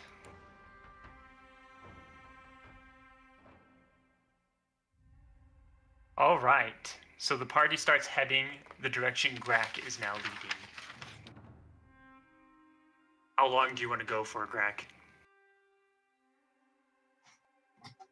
Keep in mind, it is currently the dead of night. At least long enough until we get to a bathroom break, you know what I'm saying? I know we're coming up close on that, so, helpful reminders and whatnot. You gotta go. Factual. For right now, we're gonna probably go until when we start getting nightfall, and I'm trying to be. Well, night it has is already nightfall. fallen. So Yeah, we'll probably go a currently little bit midnight. into, but I don't want to go too far because one of the parties injured, and it would. If this thing gets sick, and it already looks sick, it's gonna slow us down. And the little one really wants to keep this thing, and I don't want to have to carry both of them. I mean, I'll carry the little one, but the only way I want to carry any of these things is in my belly right now. So I don't want to go too late. Once it seems like people are tired, which I'm sure people will get tired pretty quick, we'll post up a nice, really light camp. Really light camp. I don't even think I'd make a fire or anything, because what would I use fire? I have better vision without any light, and You never use fire. I don't use fire to cook things, so I'm gonna pull out whatever I dropped the arm, but I feel like I broke the hand off, right? And I'm just gonna sprawl out up against a tree and just chew on the hand away from while keeping an eye out. Yeah, the big beast creature seems to have posted up in actually a really good location for you guys to set up camp. He seems to just have naturally gravitated to this place, and then he now looks like he's keeping a watch. Looks like this might be a good place for you guys to post up for the night, for the rest of the night.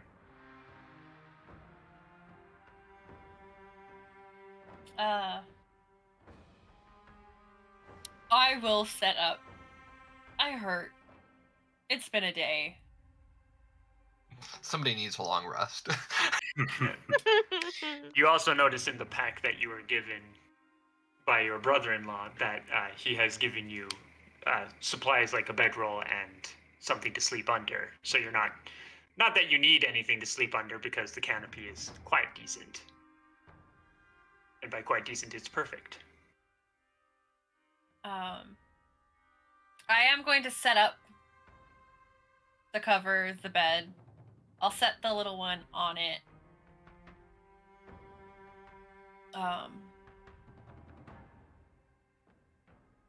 The little one does when you set him down. He gives you a very appreciative and long stare, and then wanders over to the bigger one.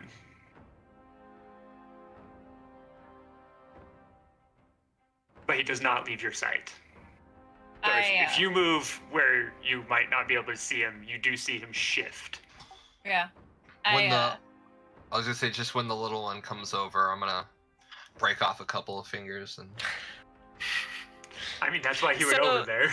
You're not trying to hide the fact you're just gnawing on a hand at all. Why would I? I don't know. It's perfectly No, it's no. perfectly normal. And like, if anything, if other food would get offended, why would I care if other food is gonna get offended that I'm eating food? That's fair. And the little one definitely starts eating. I kind of motion to the bed setup. You guys might want to set up too.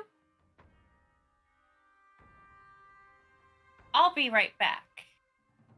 And I just climb the nearest tree and just go straight up.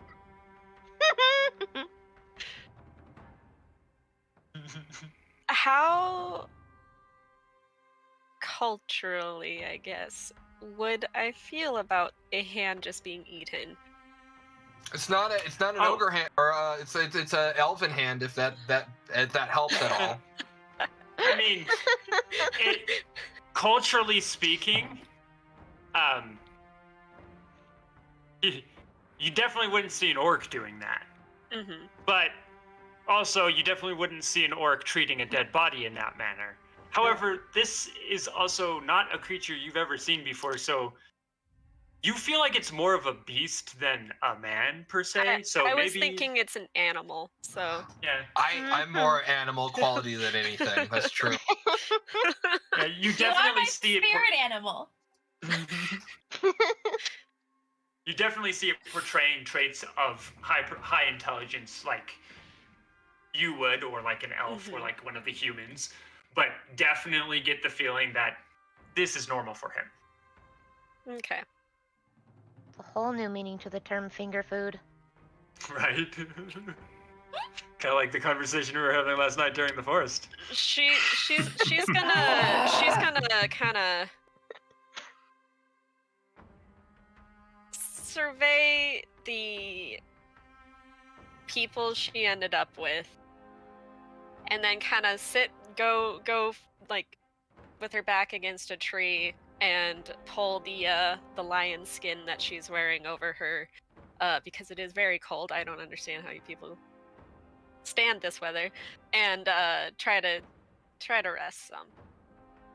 We'll deal with it tomorrow. Deal with it all tomorrow. The orc beds down. You will read the room. Bed down. Get some rations. You see the human do a similar thing to what the elf did, except the human also pulls out what look like probably dried rations, because going over the seas and whatnot. Does the Amine reveal themselves yet?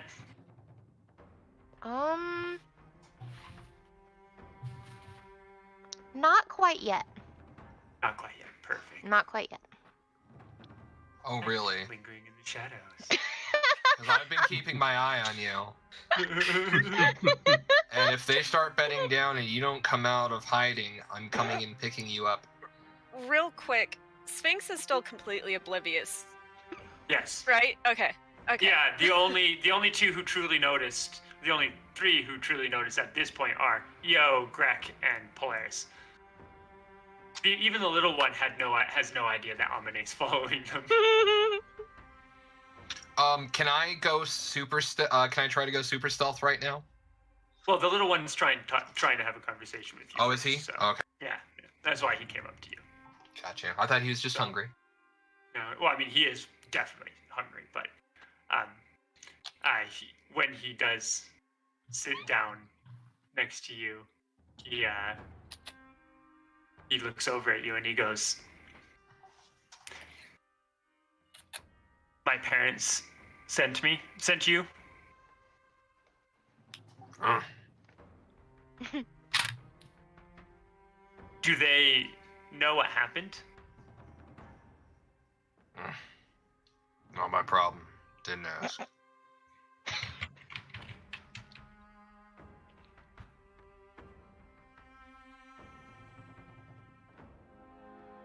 Do you know if they are safe? When I left them, they were, right? Oh yeah, definitely. They seemed fine. They're still when very strong. They called. They were safe. Yeah. Definitely. They were. Were. He seems to accept that answer and starts chewing, and then he looks over at you, and then he goes back to chewing, and you see him kind of lean against the tree like you are, and he starts looking around, just keeping an eye on everything like you are.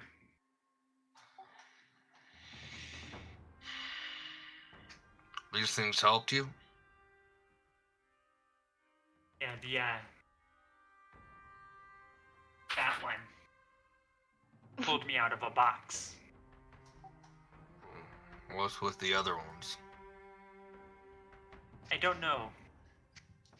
She saved them too?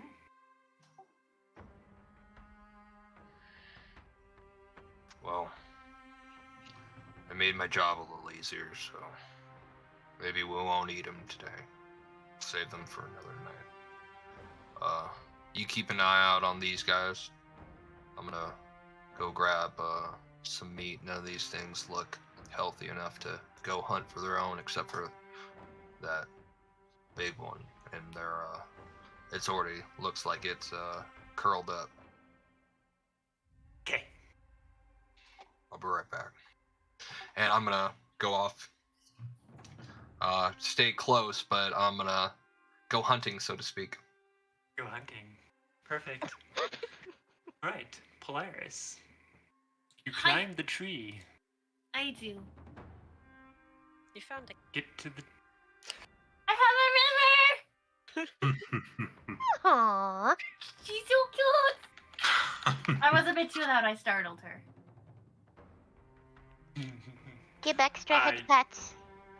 Yes, give her evidence. It's good. You get to the top of the canopy, and you look up, and you can see that there's a couple of hours left to the night. I want to finish what I started this night doing. Looking at the stars. Before I Right. got interrupted, I was just to find Perfect. some inner peace with everything at this point. Flow into your resting period with that. Perfect. Then in that case, Grak, Yeah. you, with that 14 perception and 14 survival for looking for something to eat, you actually find it's definitely a scaled creature, but it resembles more a cat than a bird, like you are used to a lot of the scaled creatures resembling. This one looked like it had been prowling, looking to follow a trail, your trail specifically, but you came up on it before it realized you were there. I'm gonna pull my short bow out, take aim, and go right for the eye. Try not Alright, to make spoil an the attack meat. roll.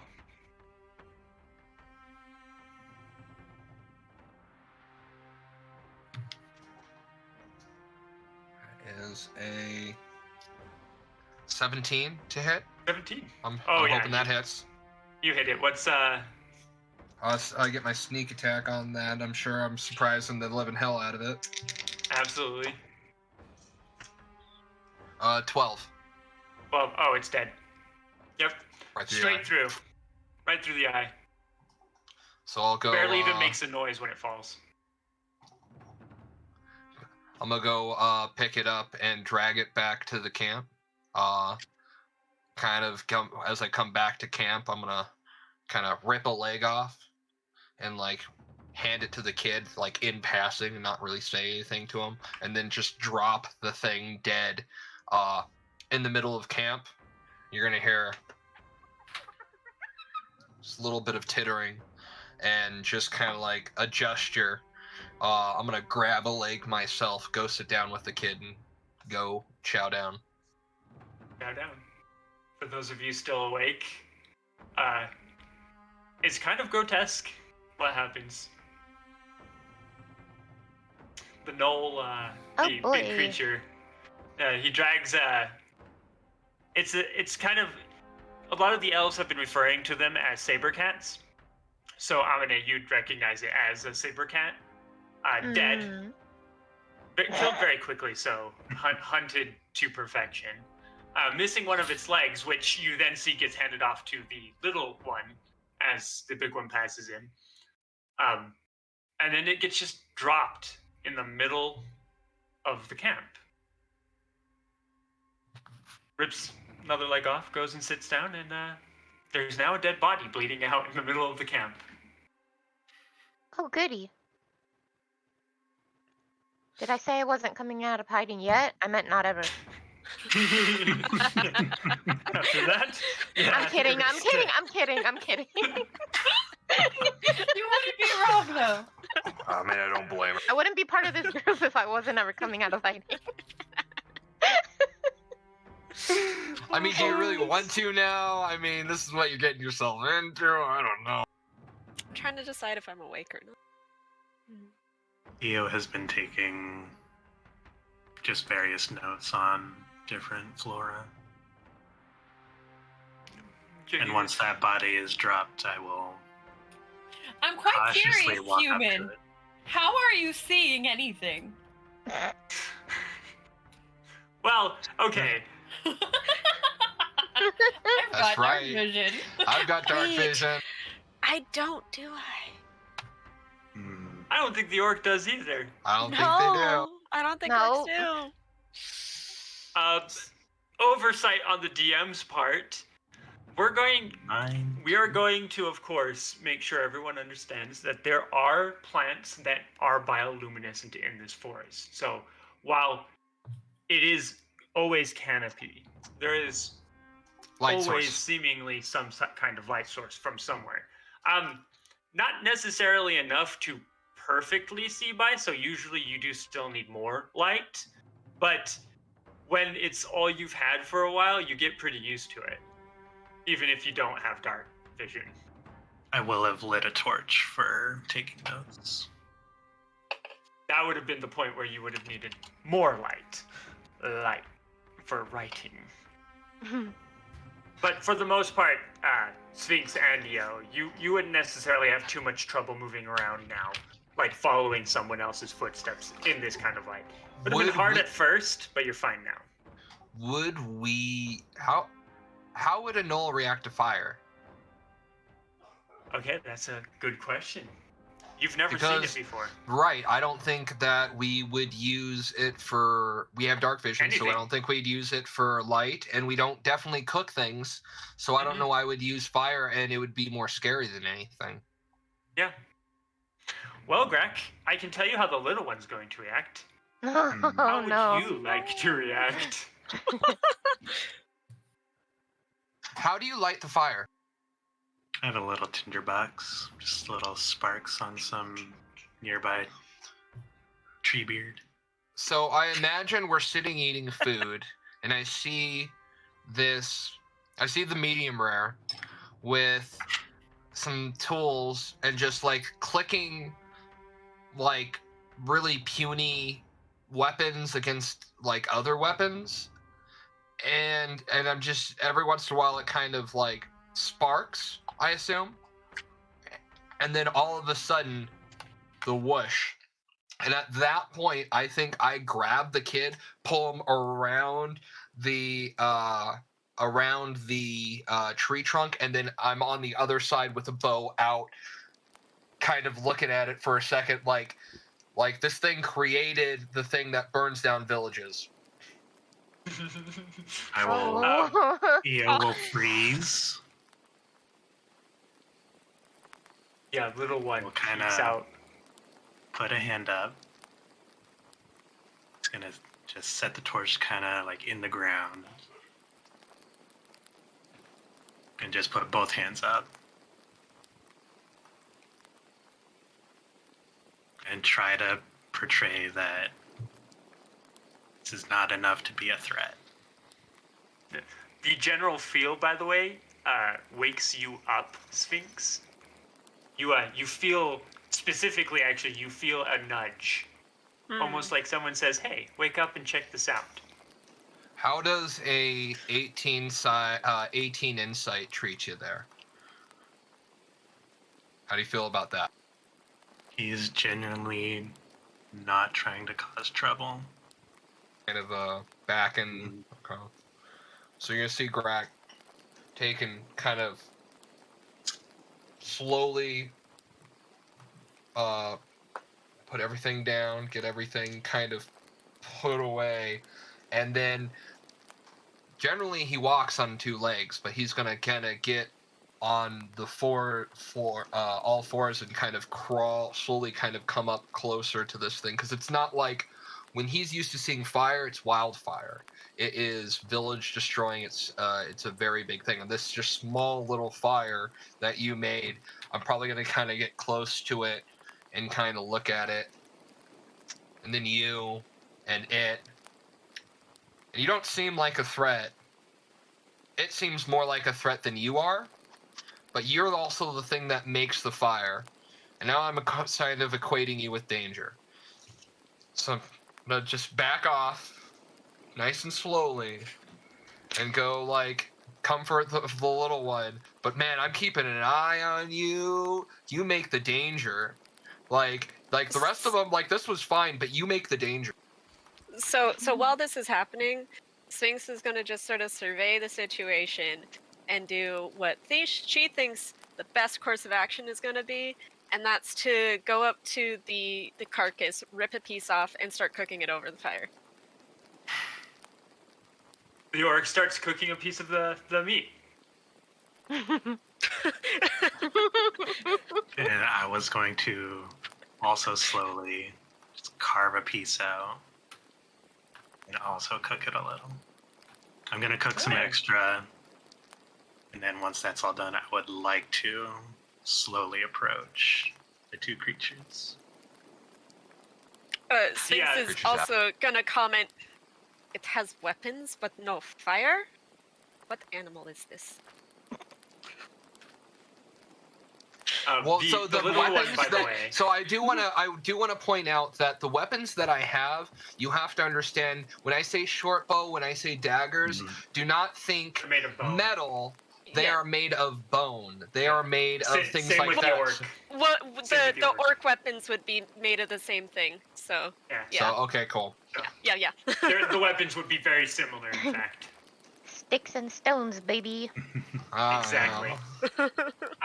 Bones and bones The will little break your one- bones. Right? The bones and bones. The little one, by the way, seemed really excited by the fire, and now that it looks contained and everything, he looks like he wants to check it out.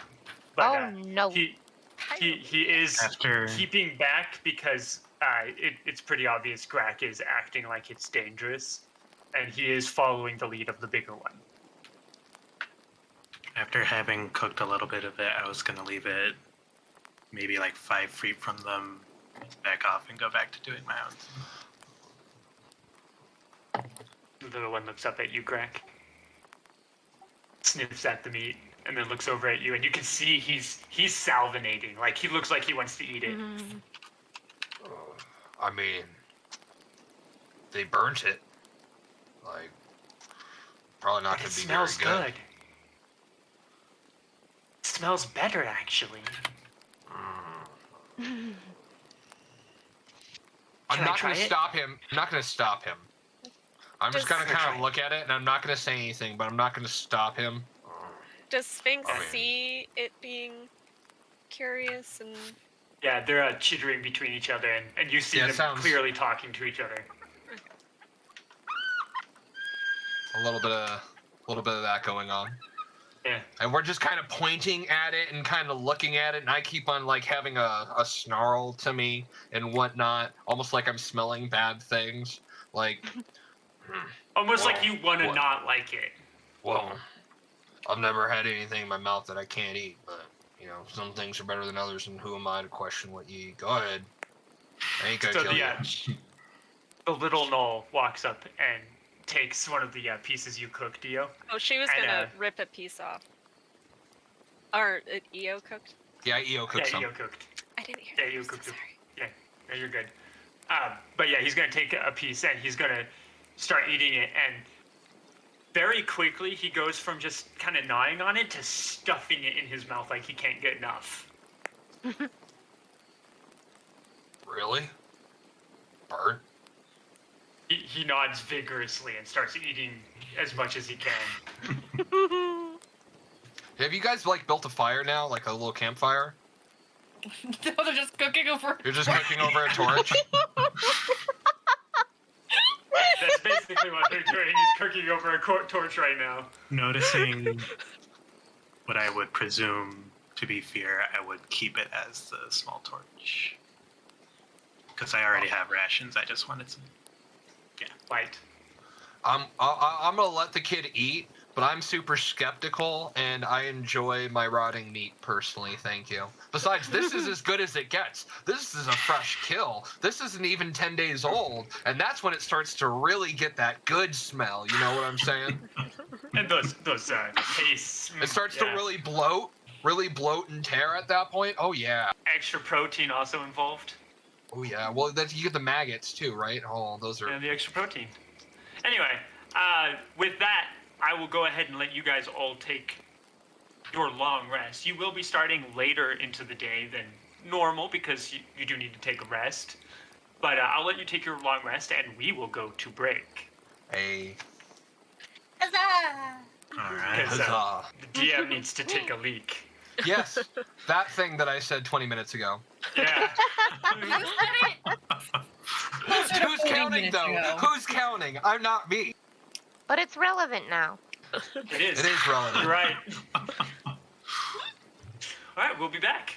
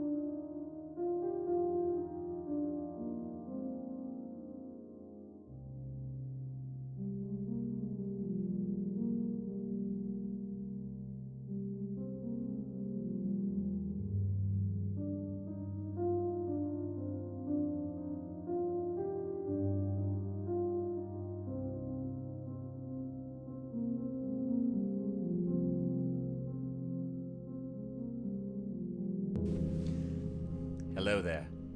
As a guest of the Owlbear Inn, you obviously have taste.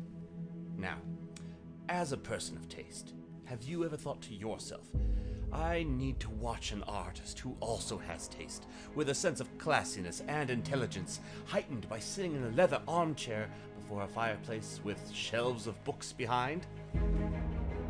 Neither have I. Anyways, I happen to have an art channel called Michael How Arts here on Twitch if you want to check it out. There's drawing, chatting, and sometimes gaming.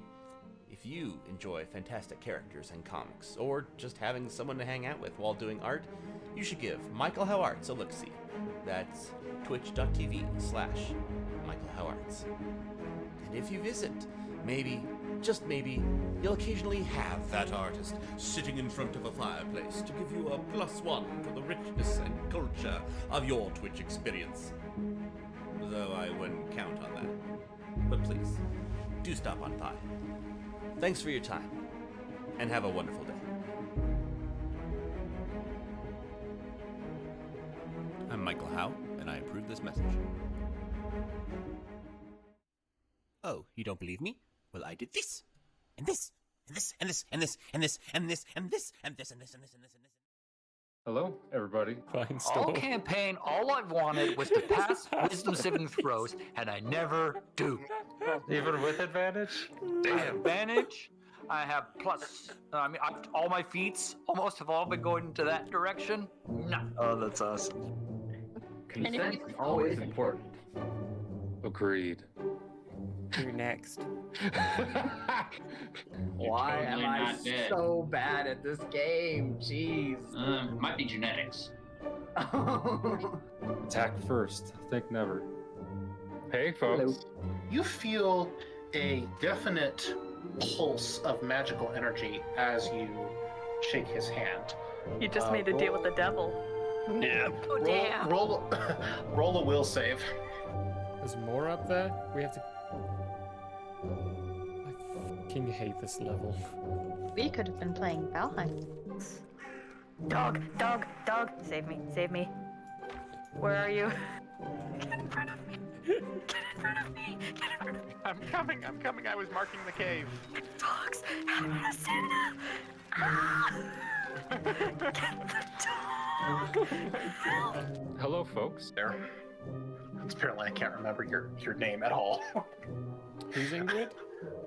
You. You. Me? Oh. Yes, because I can't think. Wow. Why am I having such a hard freaking time with names today? You called me Murphy twice before we Yeah. even started. Shut up, Melvin. I'm working here.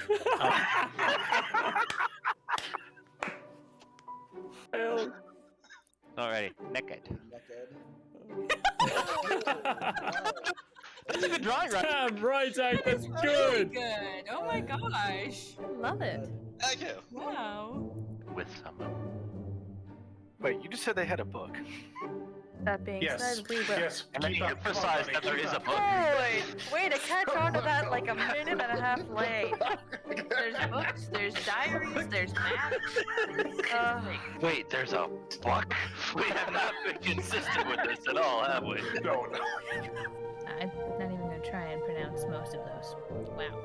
Yeah, they had a sale on apostrophes that day.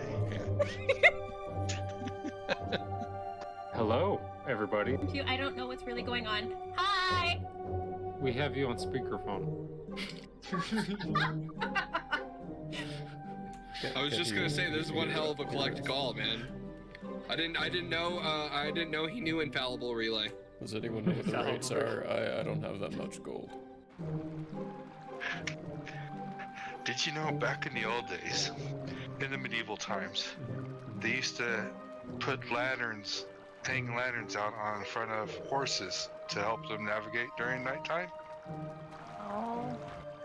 It was the first recorded instance of satellite navigation. I enjoyed the live action The Avatar movie. Oh, baby Baba Luba. And burble as it came. No! Can I get a oh yeah? Oh yeah? Oh yeah? If you're only to be addressed as you as your own person, what do I do if there's like a whole bunch of y'all? You may use titles as, I would say, the trolls. You may use the consequences if Okay. you would like. So You y'all may- is off the table. Y'all is an abomination. A whole bunch of y'all. Too late. That's when you guys look over and see what once was Jitters descend slowly onto the ground, trampling towards you as its head from top to about past the sternum splits like that into a toothy maw that is its whole body. Rawr. Hello and welcome to Hate, Laugh, Love. Everybody knows if it's green and it's slime, You went that it's booger time. The show where we talk about movies. He starts hopping on the way, and when you look back, there's Handor and Grace. Grace looking just frowning perpetually, and Handor just smiling ever so gracefully. And Finestorm, you see on their lips, Handor say, "You think they'll make it?" And Grace go, "Not a chance."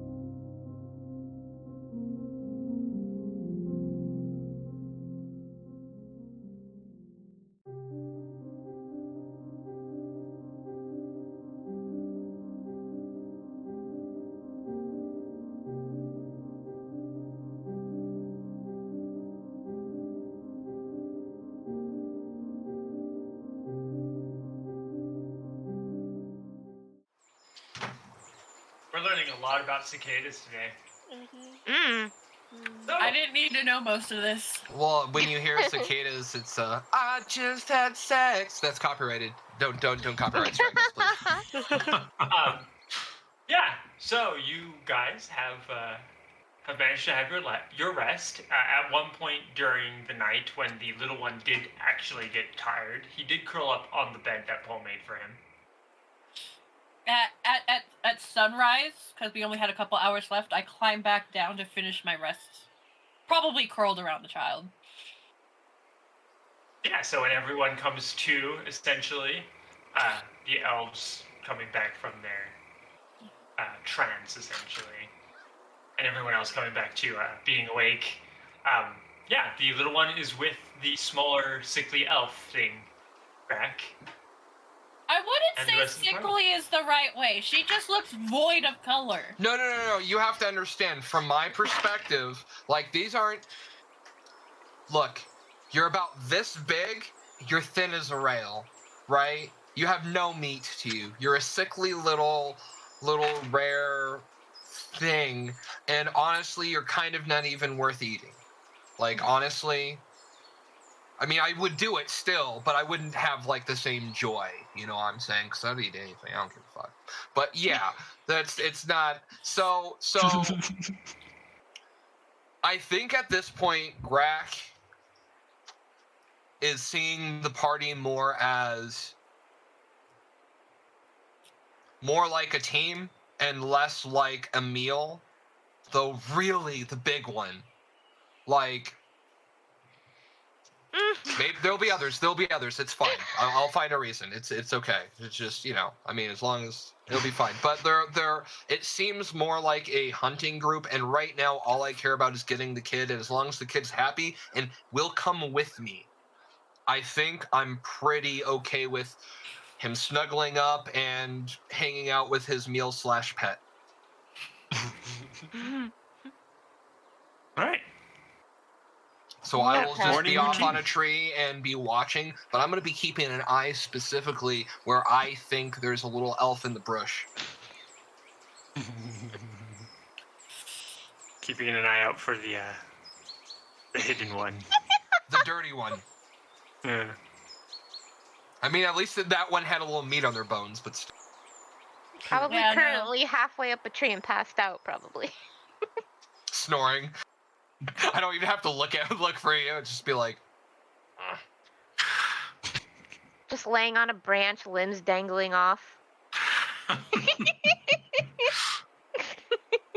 I'm just sitting here wondering how nobody else is like looking right at you right now, and it's probably because everybody else is just straight up ignoring it or exhausted.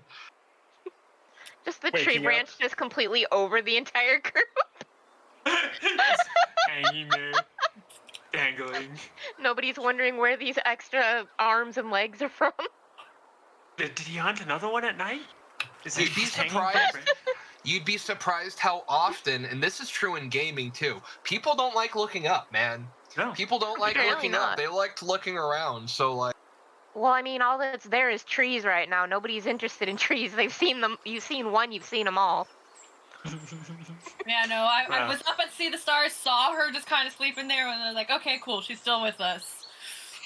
Don't know about everybody else, but I don't wake up first thing in the morning and look at my ceiling and go, yep, still there. I mean, yeah. I look at my ceiling all the time, but that's because we get spiders. And I don't like them in my face. Yeah, so, anywho. Speaking but of yeah. spiders, Vaughn. I was about to I'm just say. gonna roll my sleeve up again. I'm good with animals, not spiders. Y'all are on your own if one of them shows up. The last 2 hours. Now it's back. Okay. Oh no! Anyway. So I'm gonna try to the situation yesterday, just so everyone knows. Mm-hmm. Spider related. Don't die.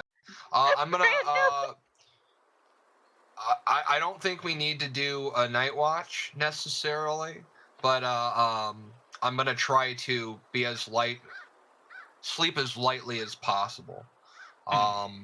You know, regularly trying to get up and not really do anything. But I would like to, because I believe long rests, the way they're described, is you're supposed to have like as close to like 6 hours consistent with like 2 hours of. I'm gonna, as a DM, I'm gonna go ahead and make sure you guys understand that I'm going to ignore a lot of that aspect of a long rest due to the fact that this is very, very, very early history, essentially. So you guys, I mean, elves are comfortable. Humans don't have too much to worry about above the ocean. But orcs and gnolls specifically would sleep ridiculously light due to the fact that at any moment they might have to get up. Might be attacked, right? Especially where I come from. So I'm gonna be just kind of ear to the ground, sleep in a nice spot where I can feel the vibrations of the ground, and probably like open my eye every so often, kind of look around, just pass back out. That's why Sphinx is against a tree. Is easy to get up. I'm like, I would say, if you were looking at this from a strategic angle, you and I are probably set up at opposite corners of the camp, kind of like surrounding and guarding it. Like, not that I'm sure that I would have noticed that that's like noticing your weapons.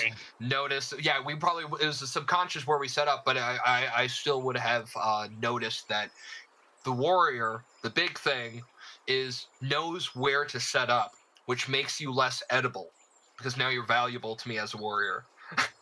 One thing I do is I approach the dead body of the thing hunted last night, and I cast a spell, and a plant sprouts from it, and gives me a berry. Oh yeah. Is that berry good? No, it's a corpse fruit. Oh. Meat berry. For everyone watching, this would be very disturbing to see. Very disturbing. It's almost like a lot of the nutrients that would be within this creature, or left within this creature, suddenly got sucked. It became decrepit and skinny and thin, and this kind of weird-looking, handy, like plant thing just kind of pulls itself out of the rib cage, and more or less offers up in a very, very disgusting manner this juicy-looking fruit to Polaris. But the fruit itself actually, while it looks disturbing and everything, it looks pretty clean and not wet. In which I need to know info on the creature so I can accurately. This is a saber cat, wasn't it? Yeah, saber cat. Yeah, hold on, I need to remember what corpse fruit does.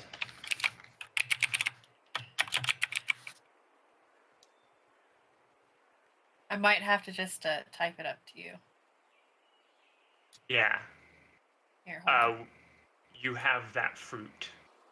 Shoot me that information, and I will let you know on the side.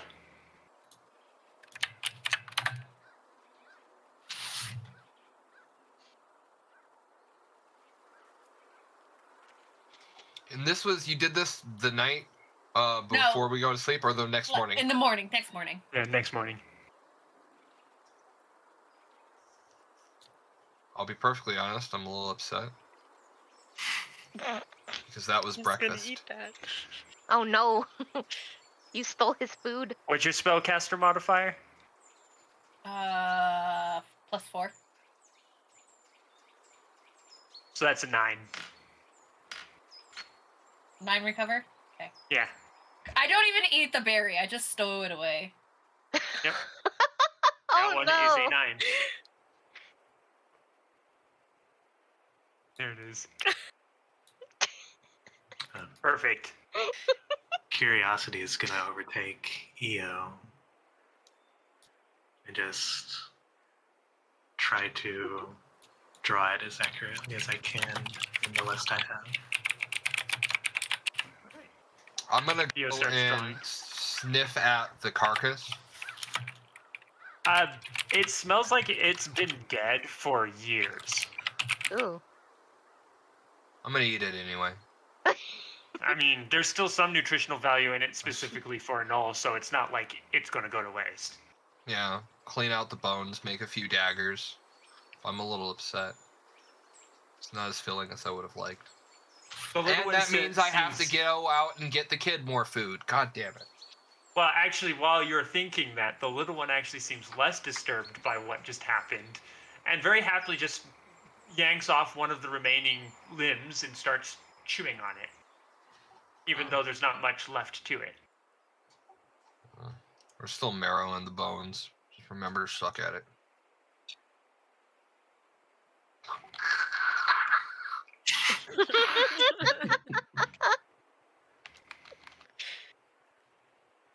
Alright, what is everyone else doing to while they're getting up?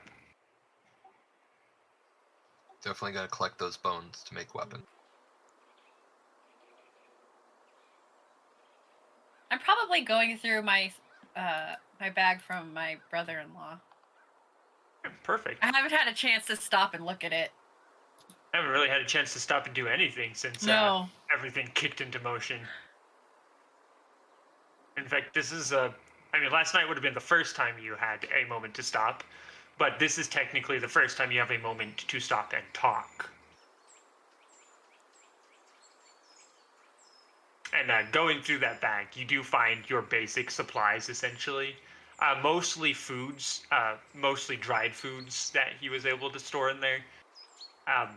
The little shelter, the bedroll, some extra leathers, a few other tools that you might need to go on your way.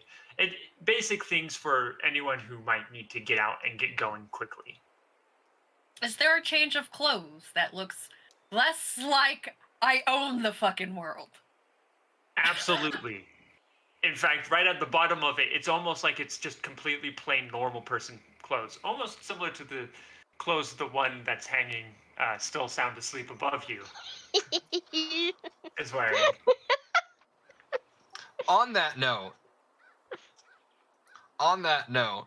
when I'm done cleaning off bones, I'd like to look up while I'm kind of chewing. And while I'm kind of cleaning off that last bone, jump straight up into the tree and just like land up right next to the thing and just like stare, like squat up in the tree, chewing on the bone, just staring at the like up on the tree branch.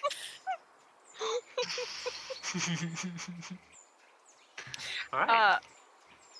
Sphinx is gonna see that, and does she notice? Should I roll a perception to see if I Oh no, find I was not being. I was not being like at There's all another hiding elf up there. No, I mean, The other elf. I notice the other elf then. Yeah, With you that? can see the other elf now. Okay. I'm staring right at it. a 7 foot dog thing is staring right at these arms and legs hanging out of a tree. That's what you're seeing.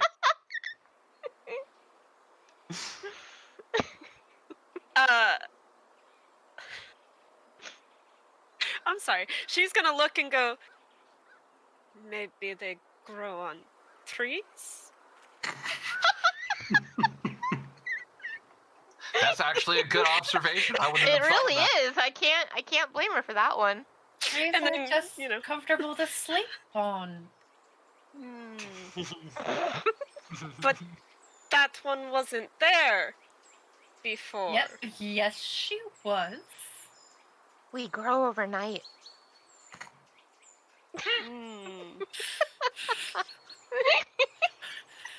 She's gonna think on this and go about eating a little breakfast from probably her pack since That thing happened to that body. Definitely not appetizing for you in any way whatsoever. Do you all have names?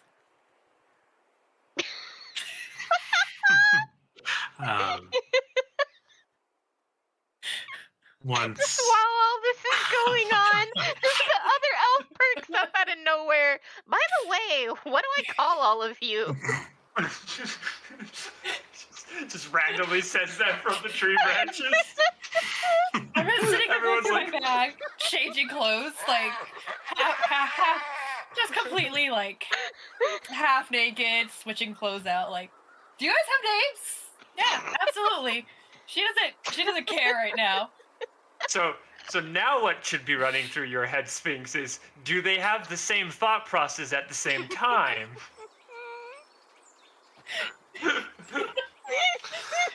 The hive mind.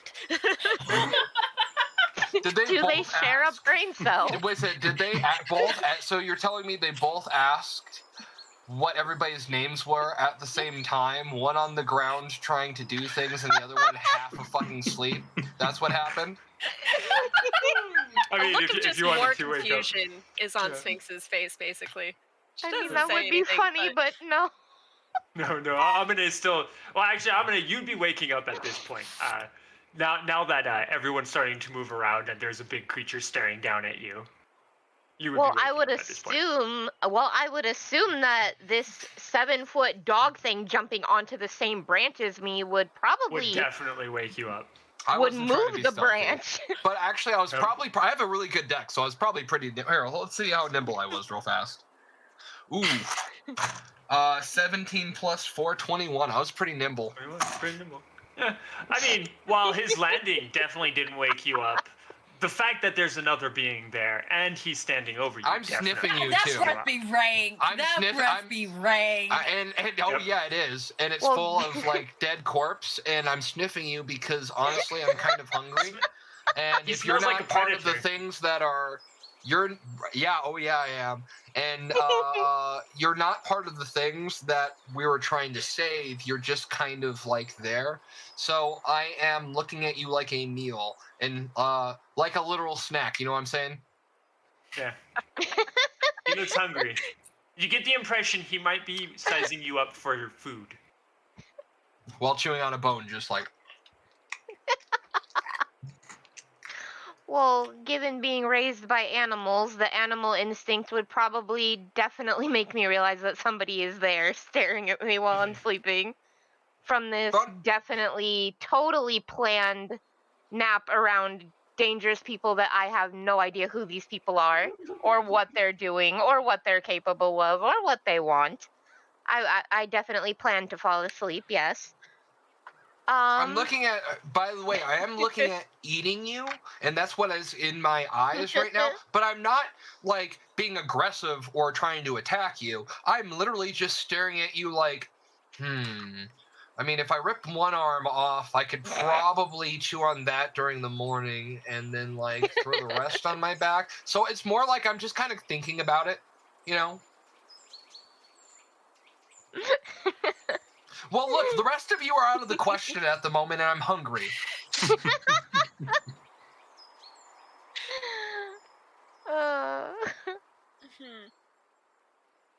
Theo would have Sorry, go ahead. gone up to Sphinx, and they'd say, "Sorry for speaking so shortly. My name is Eo. I am obviously not from around here."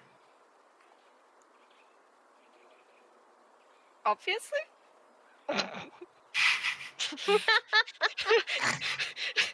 She's gonna go. Sphinx. Are you not an elf? Did you grow on the tree too?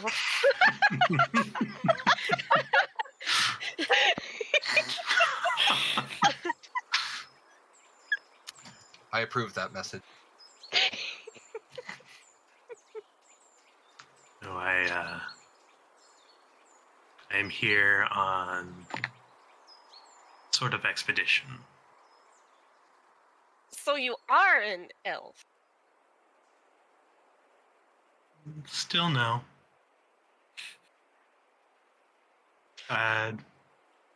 We So- refer to ourselves as humans. Human? But you look nothing like orc. Nope. But human are tiny orcs.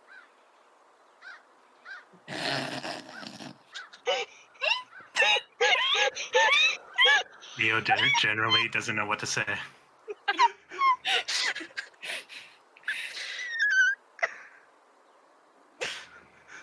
At some point, you're just gonna have to go. You know what? Yeah, I'm that. Sure, why not?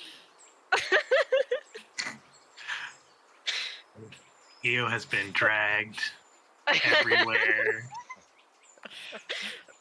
He wasn't even supposed to be here today. So that's why your ears are fun. Yes. Ah.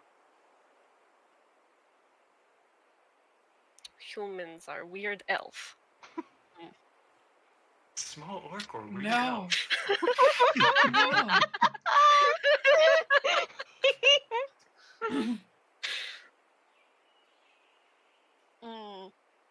You, and she'll point at Polaris.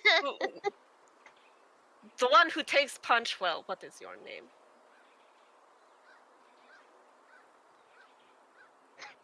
She like looks up, is about to say something. Thinks on it real hard.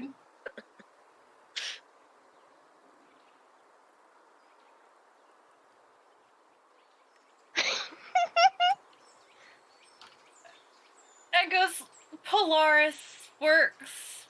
Probably will be shorter by the end of the day. You shrink? No. The name.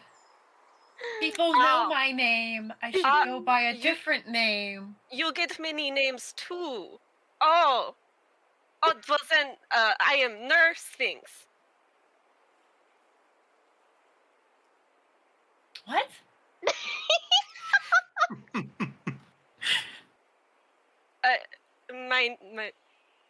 My name's Nur Sphinx. And Sphinx is the preferred. Nur family name? Nur first name I got, and the elves laughed at it, so I went with my second name, which is Sphinx.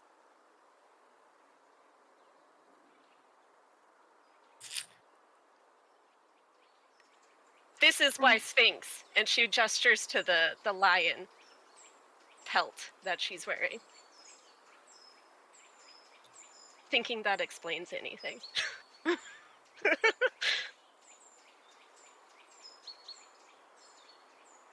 The DM would like to give the orc some inspiration because you are acting exactly like an orc does right now.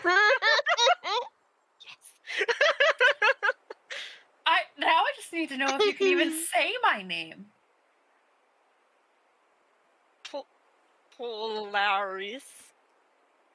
Polaris Alana Lue Okalestra Vin.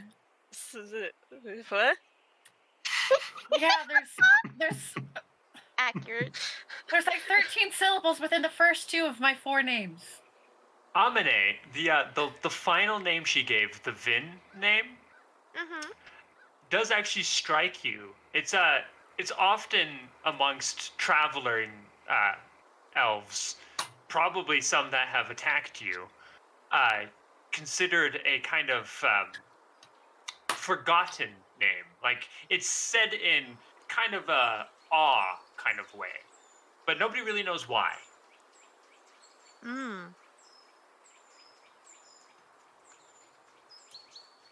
The shorter an elf's name is, the bigger of an insult. That's why they laughed at Nur. It's short. And why my name is ungodly long. We have many short names. It's convenient. I don't blame you. It's the first thing my mother thought of. Cute.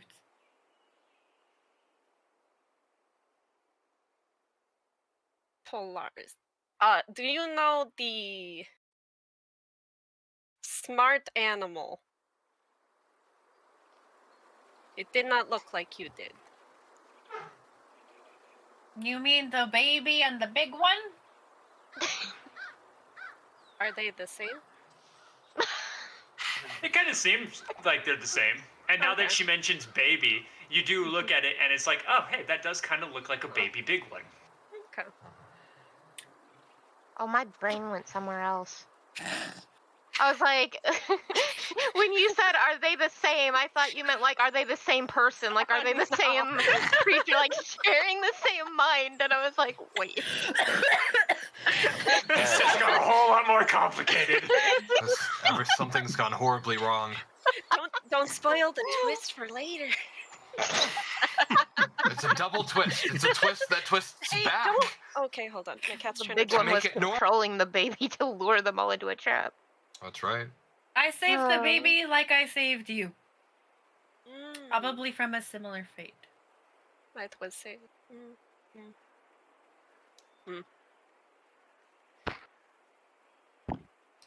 What were we going into? Besides a trap. I could just wake up, see this thing staring at me, shriek, and fall out of the tree in the middle of both of you talking very, very slowly to each other at the moment. That's true. And at any point in time that you actually want to do something, Amane, just jump right in, because you would be waking up to a shocking thing. In response to Io, though, Sphinx is gonna go a warehouse. What were you expecting to get?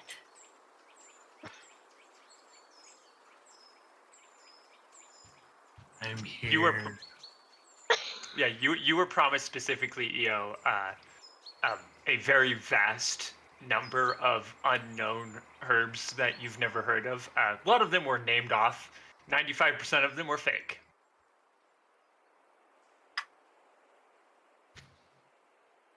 But you were promised herbs. I'm here on an expedition for my family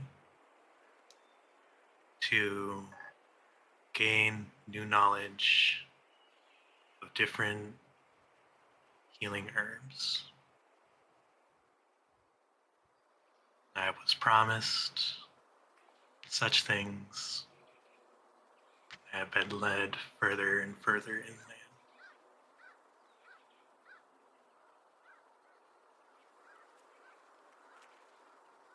With Polaris no is kind fulfillment.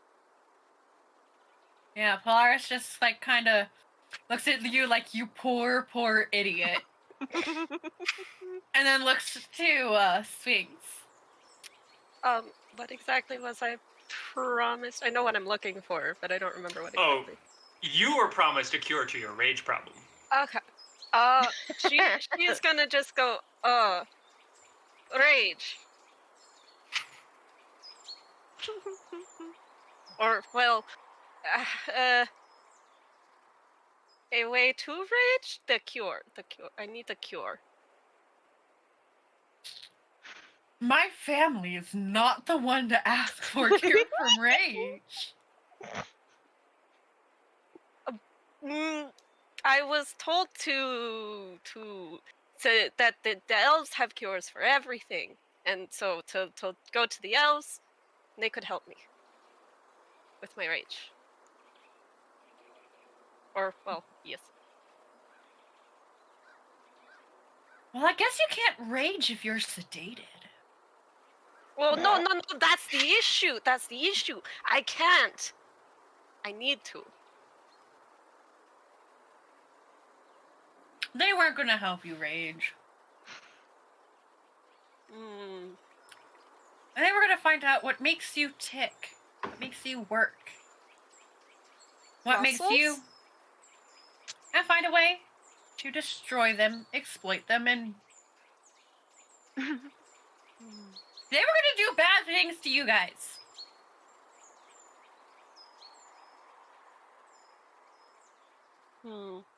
They At are this the kind point, of the people little that one put has babies eaten in what's left of that boxes. corpse. Wait, what about babies in the... They put babies in boxes. Babies in cages. Never forget. They take babies from their mothers and put them in boxes and take them away to do things to the babies. I saved that baby from a bad fate. That does not sound good.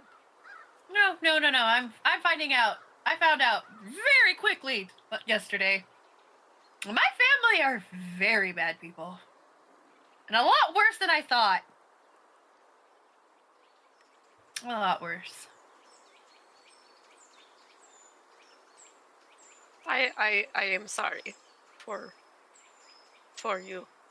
I will fight them with you if you wish to fight. Oh, there will be fighting. Excellent. But I think we need to get very far away. I don't want to risk the baby. And I don't think any of us can stand up to my nephew.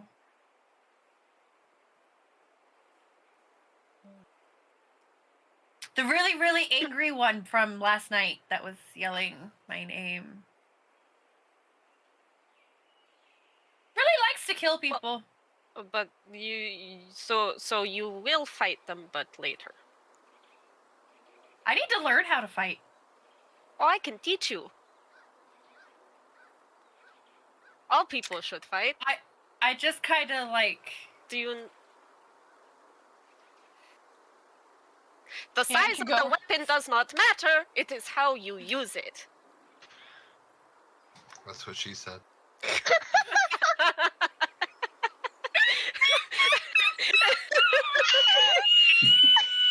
I was wondering whether It's we were the going to get last one of hour. those. We just hit the last hour of broadcast. This is horny hour. It's how it always works. We all thought it. He just said it though. This is why you're my spirit animal. He was the one brave enough to say it.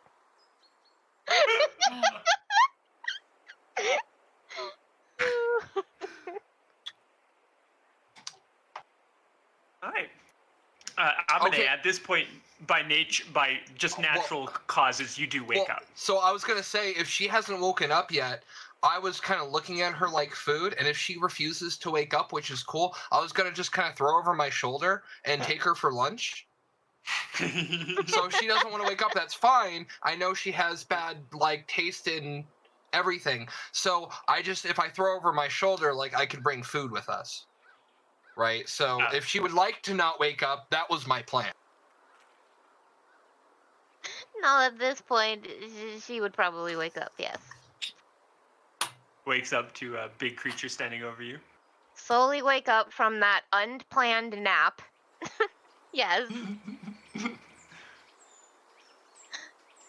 Just see this giant creature staring at her and probably not really register what the heck is happening at the moment. Because again, unplanned nap, when you have an unplanned nap, you tend to wake up thinking... Confused. Where am I? What happened? Why am I here? Oh, right. So Just seeing this gathering. creature... This would definitely be where she would scream. But given that she's more animalistic than person, it would probably sound more like a cat. Like a mix of a cat and a human. And no, not the kawaii kind either. I don't know about that. The oh fuck, what is that? I need to go lock my doors now kind of screech.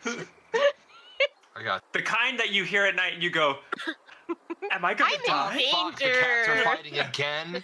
Yeah, no, I hear you. In danger. I'm in danger. Do you fall out of the tree? Yes, at that point probably fall out of the tree. And you land right between the three talking individuals. When can I jump down and catch her before she hits the ground? Yeah, roll acrobatics for me. Yes, catch me.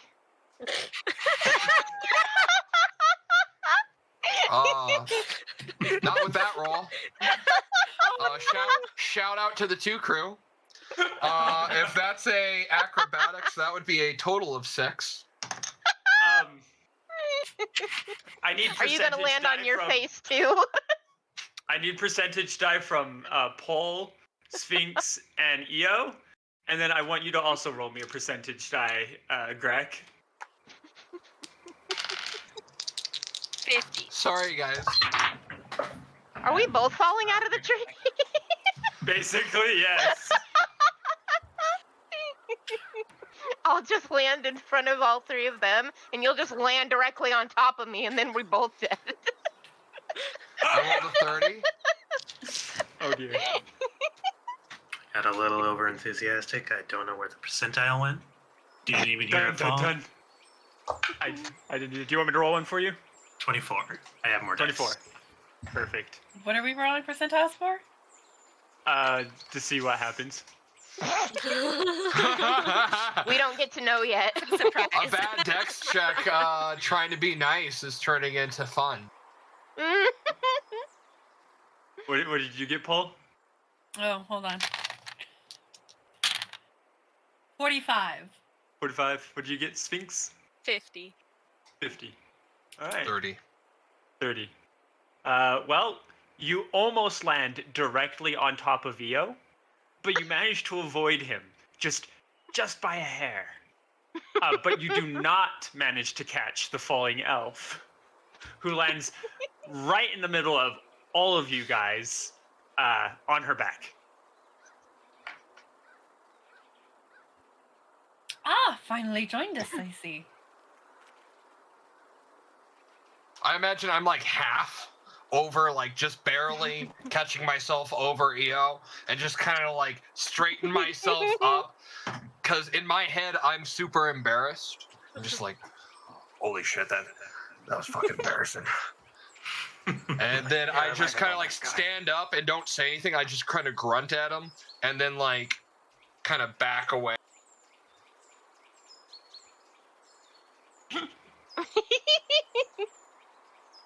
You know this one? And she's looking at Polaris, asking this. Probably the friendliest elf I've seen in a long time. A wild Amine appeared. What will you do? I'm gonna throw a Pokeball. At this point, she'd probably act and look like one.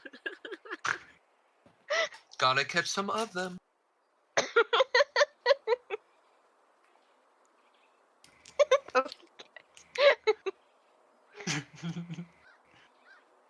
Yeah. Io would be taking his hand off his sword like he was going to try to bounce it away. You're very weapon happy. Stressed. You know, there's a plan for that? It's okay, I get weapon happy when I'm stressed too. It's all Didn't good. bring any. I've used it up. Within the first day. Plants, I got you. What is your name? I say to Amine as I'm offering a hand to help her up.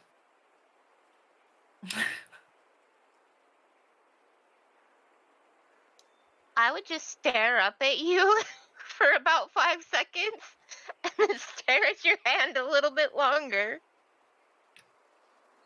Do you want help up?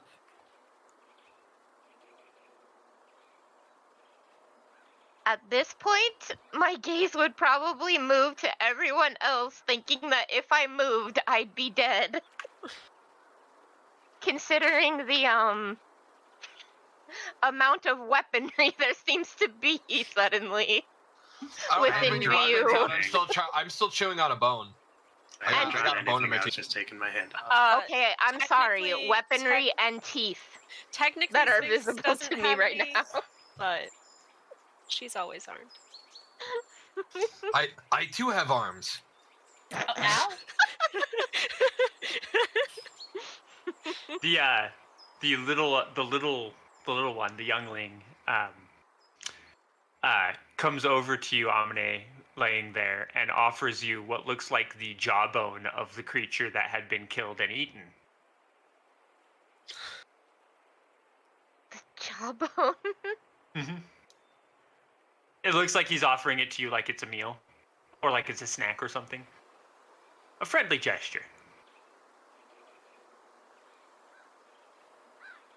I now dub the baby Jawbone. Jawbone. It's like when a cat brings a dead bird into the house and is like, "Look what I brought you. Aren't you It's a pleased present. with me?" It's It is very a present. thoughtful. Yeah. And usually when cats do that, they think you need to eat. Why are you screaming at me? I brought you a gift.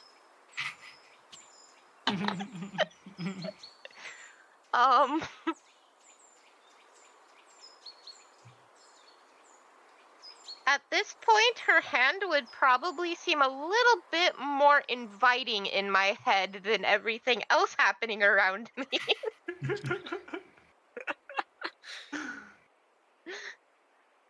I would take her hand and slowly make my way up.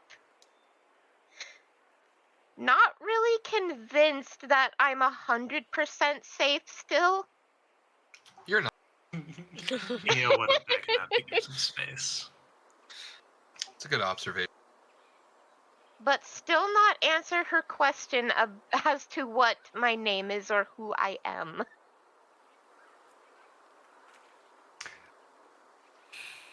And kind of Jawbone just stand sticks there the like a jawbone in his mouth. frightened child. Are you unable to speak?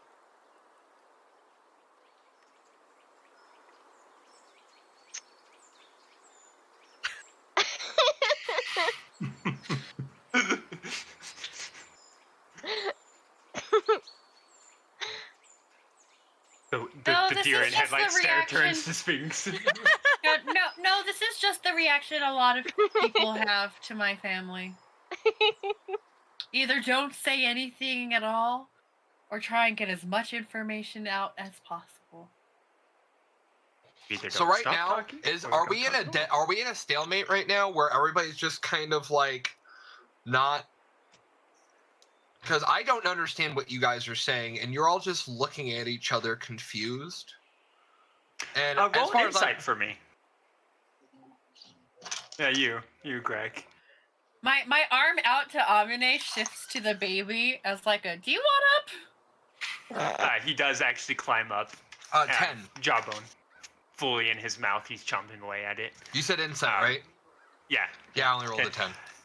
Yeah. You do get the feeling that there is definitely something going on here. You don't think it's hostile, though you can tell that some of them seem wary. So clearly this dirtier looking creature isn't known. But at the same time, they don't seem to be acting like this creature is a huge threat. Well, the little one offered their hand, paw, whatever, to the other little one. So, emergency rations. Emergency rations is not a bad idea.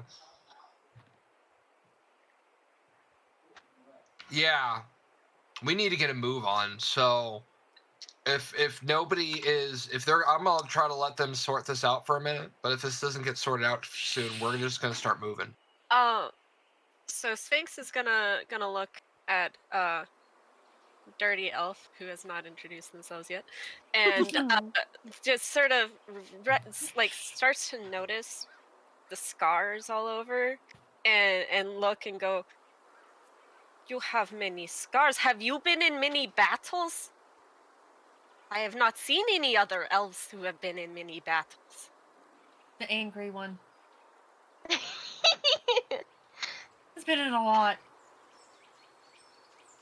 I would look at her and slowly nod, but still not say a word. I respect you. Yes, Yes, I won over one of them. Without saying anything at all. You may not be able to speak, but you can fight.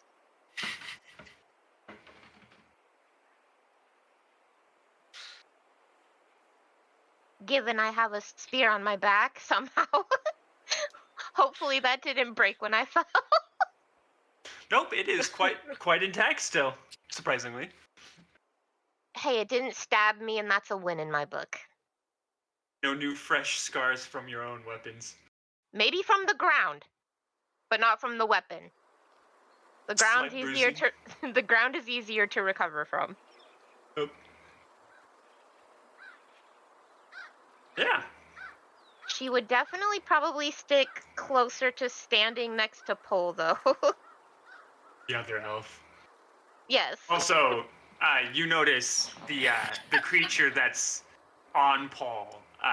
It does seem very curious about you, but at the same time, that curiosity is kind of divided between that and every other person currently around. You're the main focus. Everyone else is a second. Okay.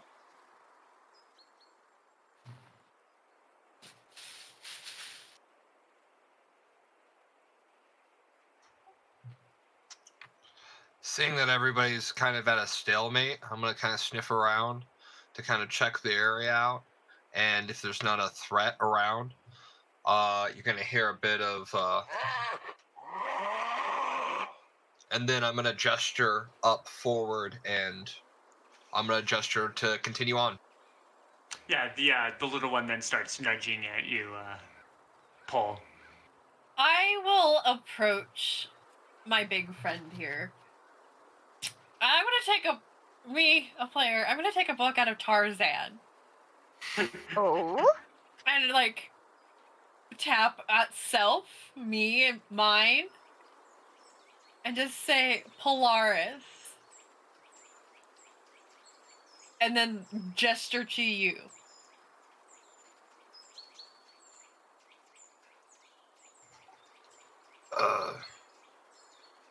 What do you think she's trying to say to me? All you hear is... The little one looks and then looks over at you and puts his hand on your shoulder, Polaris, and goes, surprisingly managing to form the words, says, Polaris name. And Polaris, you actually understand what he said.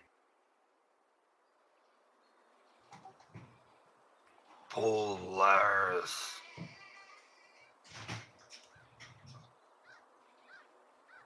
Grak.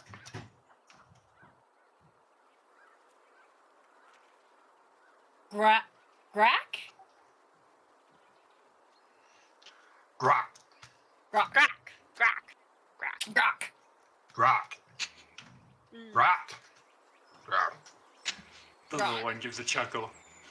And then you see him tap himself and he goes, Nip.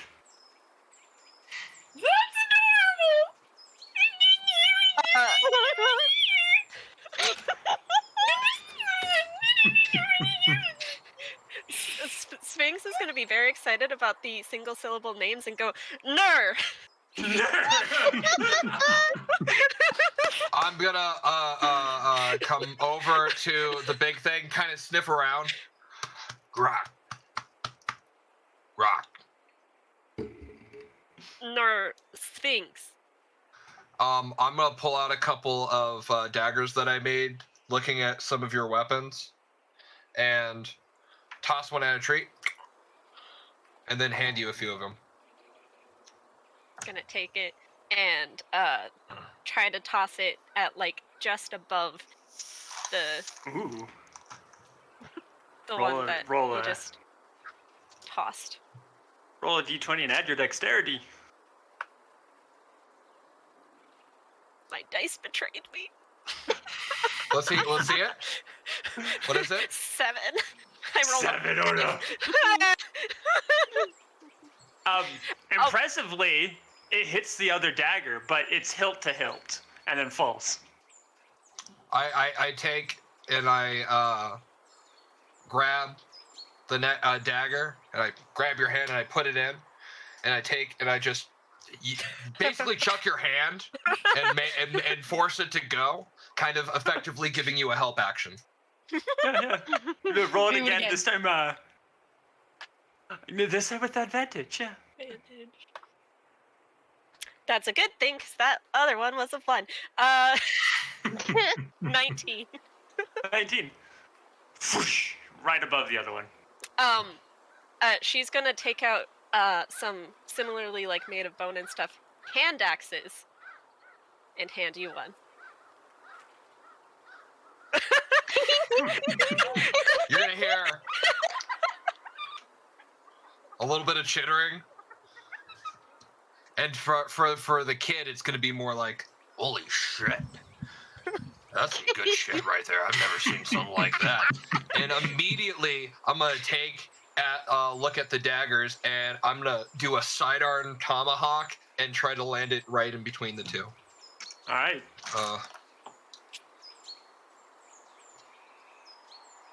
22. Nice. I needed that. Right between. She's going to. Hand axe lands there. She's gonna. Good. Strong fighter. I'm gonna pull them off, hand you your daggers, kind of do a pat on the shoulder sort of deal, and the kid's gonna hear, I won't be eating you tonight, and then kind of moves out back in front of everyone, kind of looks around. I hope I didn't come off too weird. Touching people and whatnot. I don't know. They don't like that. It's fine. No, you were just watching me sleep. Totally normal. Right. A little bit of yipping and quiet yipping, and I gesture once more. Okay. Like we need the little one. The little one leans over to you, Paul, and goes, "We go?" I finished packing up my stuff. EO has been done packing. Yeah. I just kind of I've been mostly packed, just kind of stopped with the stranger on and just watching everything. I'm gonna die. Let's go. If I have a spear. I have nothing. No armor, no weapons. You have a kid? I have a kid. Do I notice you don't have weapons? I don't know. She doesn't have any that are obvious. Nothing. And looking at what I'm wearing, which is probably just like a less fancy dress at this point, and it looks a cloak. Similar-ish to, it's fancier for sure, definitely better kept than what Amine is currently wearing, but it looks similar-ish to what she would be wearing. Clothing made up of different things from around the forest. I don't plan on arming what's essentially a pet. And I don't feel need to do so. But I assume that I would be taking up front, and I'm assuming that Sphinx would probably naturally take up rear because we were having that fight earlier anyway. So I'm not worried about you being unarmed in that, like, you're physically attached to the thing that I need to my care package, so you're already in my protection. So I am eyeing you and keeping my eye on you specifically very closely. But I'm not arming. I wouldn't arm a meal. Not a meal, friend. Sorry, friend. Sphinx is friend, not food. Sphinx is gonna figure there's weapons hidden elsewhere, or like saw you do magic earlier, so. Yeah, probably like a shaman. Most shamans don't actually have weapons when they do their fighting. They use magical incantations and rituals. The earth is their weapon. Exactly. They are the All right. avatar. Okay. Did I see anything in the stars that night? That night, you didn't see anything specifically, but you are starting to notice there's a very familiar looking kind of set of stars that seem to be rising, typically just before the dawn. Right over the mountain range, essentially. So it's rising from the west. Right, sorry, rising from the east. The mountains are on the east for you guys, not the west. You guys are on the west side of the mountains, so the mountains are on your east.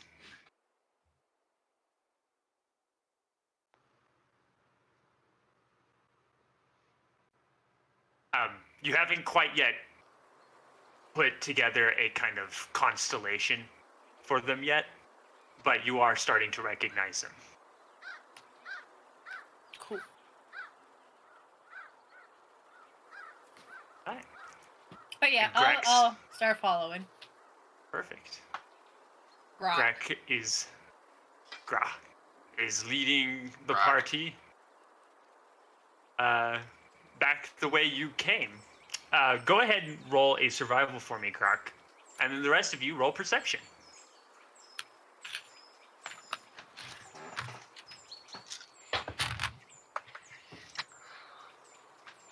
That'd be a 7.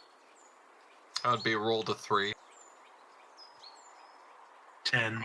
Oh dear. Actually rolled Yeah. well. 19. Oh, nice. I'm not familiar with the area, okay? I've never been in this area, and especially not near a settlement like this. I'm just not familiar with the area, alright? I'm trying. Never been in this area. And there's a lot of Doesn't remember it. smells, and normally the smells that would be this close would be food I'd eat and then leave them. So you're all fucking with my sense of smelling. What did you get, Amine? 17. 17? Alright, perfect. Alright, Amine and Sphinx, both of you, while you are... 18. Wait, yeah. And, sorry. Amine, Sphinx, and Paul. I don't know why I forgot what number you gave me.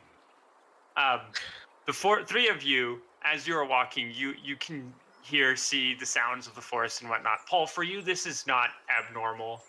At this point in time. However, you do recognize that the location you are heading has been marked before by other elves as being raptor territory.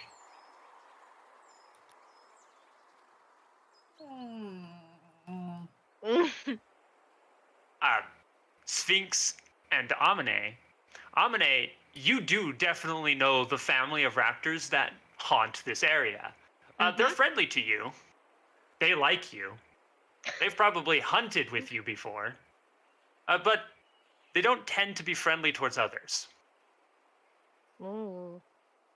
Okay. Sphinx, when you enter the area, essentially you notice a marked distinct difference in the type of sounds you're hearing. Them being smaller creatures that tend to be higher up in the trees or in harder to reach locations. So like bugs. And it comes across as this being predator territory. Possibly something very dangerous. She's gonna stay alert then. As much as she can. There's a lot of plants around. I'm just taking notes. Yep. You actually, you do find, you do find an interesting looking flower that you've never seen before. It's colorful with, starting at the ends of the leaves, or rather petals, it's pink. But as it flows inward, it changes to an almost navy blue and finally ends on a flash of yellow, essentially. That one you notice in quite a few different locations. It doesn't match any other notes that I've gotten as I've gone along. Not so far. This is the first time you've seen it.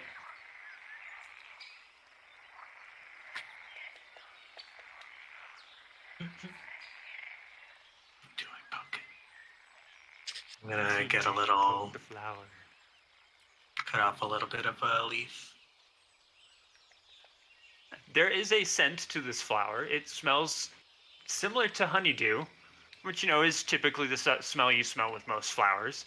But when you get a little bit of the juice from cutting off the bit of the leaf on your hands, you feel a cooling sensation flow through your fingertip. And then it's numb for a brief moment. And then the feeling comes back and nothing seems off. I'm just going to make note of it and keep moving. Perfect. Why does the phrase "nothing seems off" feel so ominous? It's the DM. Because it's. I know. I'm just saying. You said it. That just feels so ominous. Anyhow, I didn't understand any of that anyway. I wasn't even watching. Why would food? That's what my food eats. Why are you messing with? Wait. Because as the famous phrase goes, everything is not what it seems. That's true. It is not. All right. Perfect. So yeah, Grak, or anyone. Do you want to inform Grak of where he's leading you, or just gonna keep going? Anyone who noticed. I do try to kind of get Grak's attention at the very least. See, I wouldn't be doing anything. I'd just still be blindly following these people because these guys are friendly to me. I have no quarrels with them. But I don't know these people, so I wouldn't know if they have beef with the raptors or not. I don't. But as for them, I don't know. So since I sense no danger, they're not dangerous to me. So I think they're just friendly creatures. That they're not going to do anything. So I wouldn't be able to warn them. Exactly. Even if I wanted to. You hear a yip behind you. The little one seems to be trying to get your attention. What kid? Paul.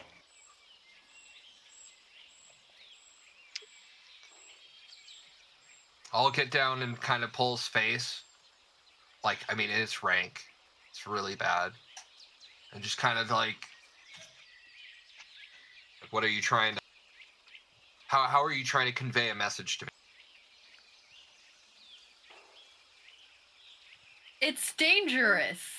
And then I try and pantomime a raptor. It is gonna be hilarious looking. Do a performance check for me. Oh,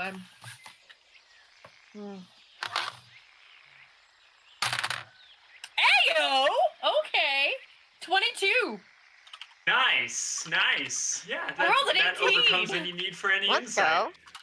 go. Grak, it sounds like she might be trying to tell you that a pretty common creature in the Golden Plains that you come from, being Velociraptor as well, you listen, you see what she's doing, and you're like, that seems very oddly suspiciously familiar. to that. Okay, so from what I know of these creatures, obviously They are everything's often food. the predator that is more dangerous than you. Oh. Simply So my not eyes will because narrow. not because each individual one is dangerous, because each individual one isn't actually dangerous on its own. It's because this specific creature hunts in packs. Mm-hmm. And they are very good at it. So I imagine being the pantomime and me just kind of going, "Holy raptors, Jesus Christ. Those things fucking kill the living shit out of us. Oh my god, I don't even know. This isn't good. This really isn't good." But for the rest of you, you're just gonna kind of see me while I'm internally massively panicking. Sphinx is going to, because she thinks you still don't understand, grab her great axe and go, and like be like, "Our weapon, get a weapon." Oh, honey. And like try to show like yourself. Oh, that's not gonna help you here. Oh no. I'm going to start Kid, ritual casting do you- speak with animals. Okay. Kid, do you so I'm just kind of talking back to the kid. Kid, do you like? Does she? You seem to understand what she's saying. Do we need to go another way? I mean, this is the way I thought we were supposed to be going. This is the fastest way out, I think.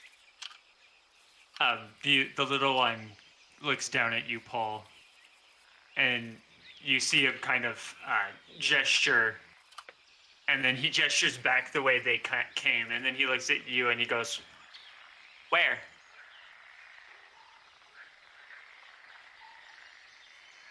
So like, I'm kind of zoned out as I'm ritual casting. Because it takes 10 minutes, so I'm just like, I'm stopping. He looks a little off. It's time for me to be ready to Ready to go. Ready to at rumble. least talk my way, hopefully, out of animal. Can I do another check of my surroundings? I want to really do one good, thorough check of my surroundings immediately. Go with at advantage because you would be also using your scent. Now that you know what to look out for. And by the way, Sphinx, you know what a raptor is as well, though in your area, they are bigger and tend to work with the tribes more often than not. However, they are just as dangerous. Okay. 17 for perception, I'm assuming. Yeah. Orcs would definitely be like, yes, fight the raptors. Yeah. 17, you said? All right. Looking around and giving a sniff. You're already being watched.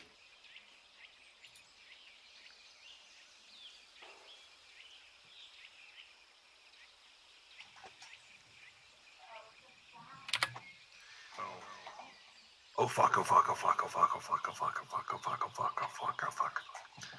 Alright, kid, you need to be ready to run. We might have to leave these things behind and hightail it out of here. Gives a little bit of a, like his ears go back and he kind of shrinks down onto Paul a little bit more. Do I know how many there might be? Around. Do I have an idea? You're not sure, but with how things have suddenly started to get very quiet, it's starting to feel like even more eyes are now on you. At which point, Amine, you do notice little movements to the left and to the right and all around. These things, they're checking out the party. They seem to be interested. But right now they don't seem to be attacking or angry. Is this because I'm standing there? It might be. If they know me, are they just like, why is she with them? Yeah, they're more curious to know why you are with them. That's for sure. Can I try to communicate with these things? Yeah, you don't see them currently. You do know they're there, but how would you like to try?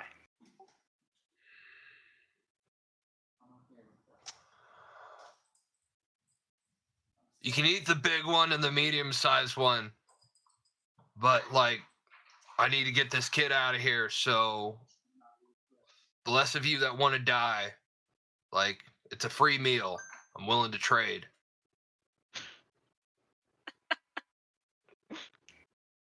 Eo is very You can have the dirty confused one too. all the time. Poor Eo is just like, wait, there's something going on right now? What? Why is it all of a sudden really quiet? Flowers. What's going on, guys? I mean, I do pull my bow out and draw, but I'm down, like pointed down. I'm not pointing anywhere specific, but I am drawn and down. Just before your spell's gonna go off, Paul, Eo, specifically, while you're where you're at, there's suddenly a little squeak, kind of a chirping squeak. Not at all similar to the same squeak you've heard come from the youngling that you now know as Nip. but it's right to your left, and when you look, there is a kind of slightly green feathers coming from the jawline down to the arms. It's about, at most, it stands to about 2.5 feet tall. Really sharp, pointy teeth in it. It looks like a raptor, which you've seen some on one of the islands that are owned by the humans that ridiculously good swimmers, really, really keen hunters. The island ones you do know had never feared humans, and as a result, humans domesticated them almost immediately. Okay.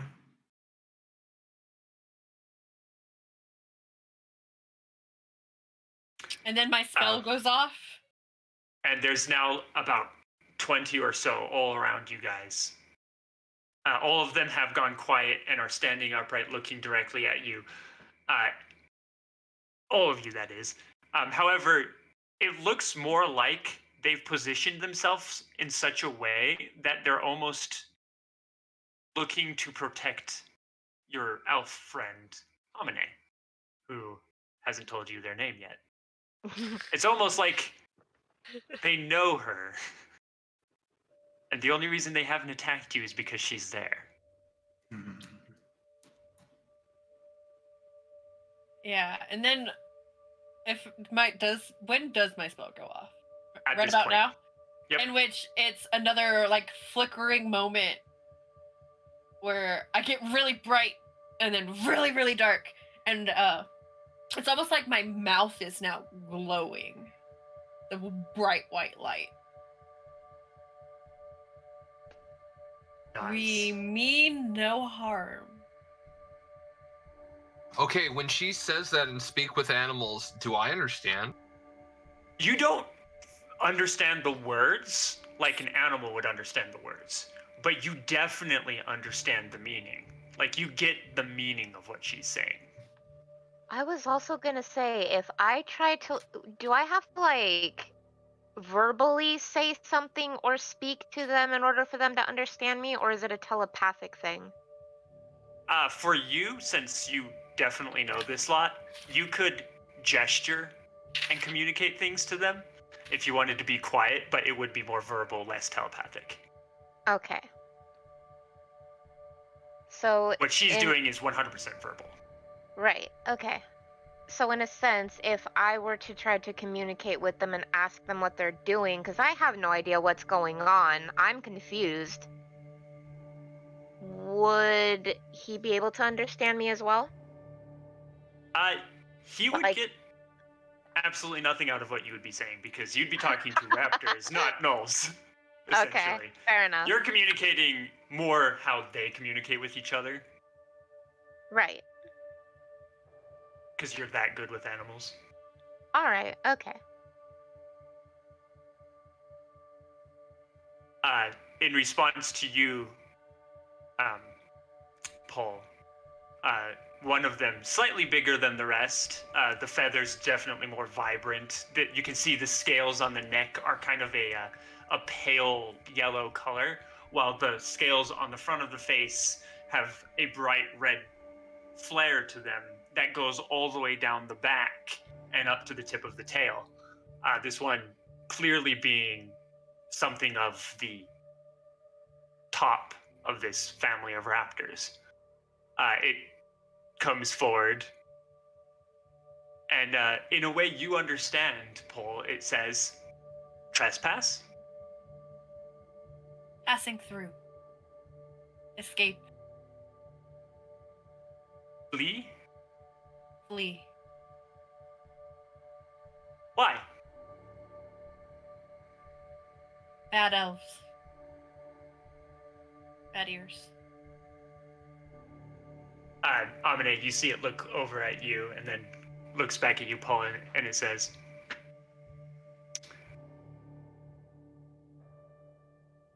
Neresanderol? Yes.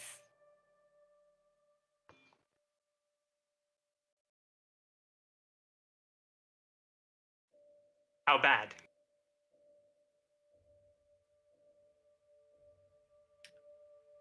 Want us all dead. Maybe not her. But would kill on sight.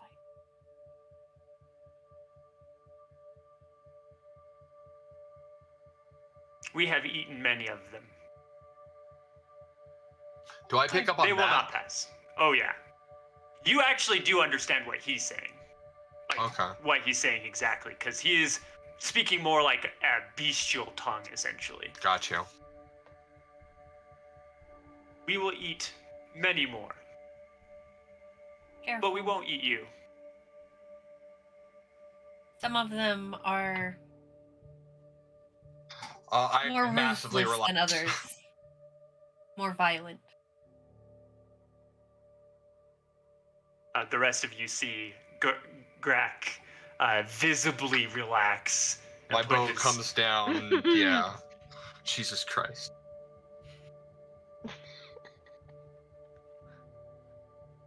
Remembering a conversation I had with my brother-in-law. There is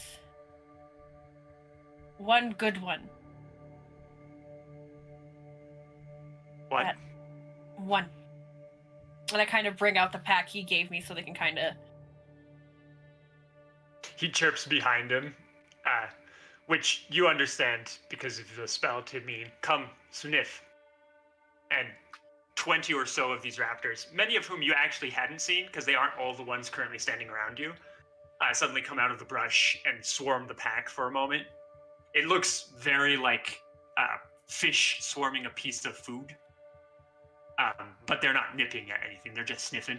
And then, just as quickly as they arrive, they disappear. We will not eat.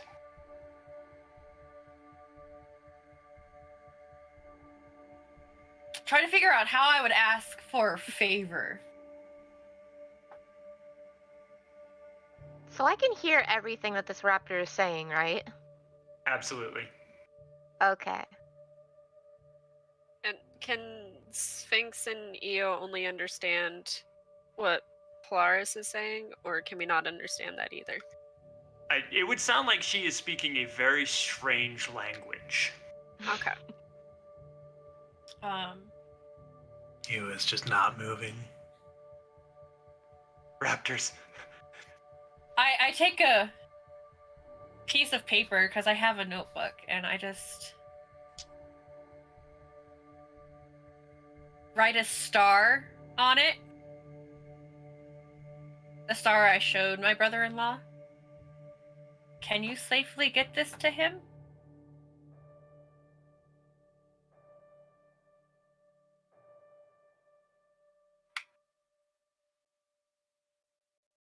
What for? He is...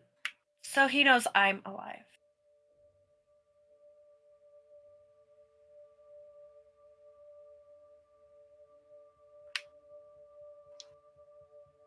Come, take, deliver, and you see a almost pitch black one come out of the shadows, very quietly pull it from your hand, and sniffs the pack, and then disappears back into the shadows. Thank you. That was actually impressive. From one rogue to another, you know. I'm assuming. A rogue raptor. That's a class. Yep, a rogue raptor. You heard it here, folks. That was a rogue raptor. Anyway, he will then look up at you and he goes, "You may trespass." Thank you. And suddenly all the raptors disappear. Except for him. He very slowly walks to the edge of the forest, looks back, looks over at you, Amine, and then says, "Be safe." I And then would disappears nod into at the raptor right before he leaves. Perfect. And if any The of y'all dirty one notice just that, I save might be us? in trouble.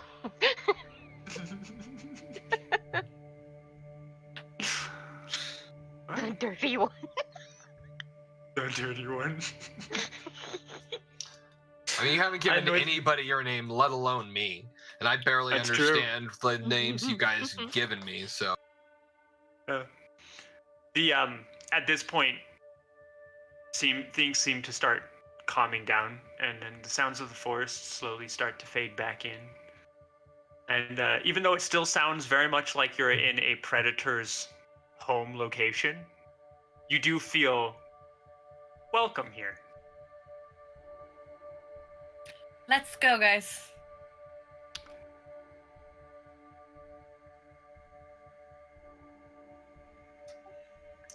Yeah, if they all look like they're getting ready to ready up, I will start leading the way, but I am nervous as all hell. Because I don't think I've ever been promised safety by things that would be happy to eat me. Because I wouldn't promise the same thing to them, I'd eat them in a heartbeat, so I don't trust this at all. So I'll move forward, but very cautiously.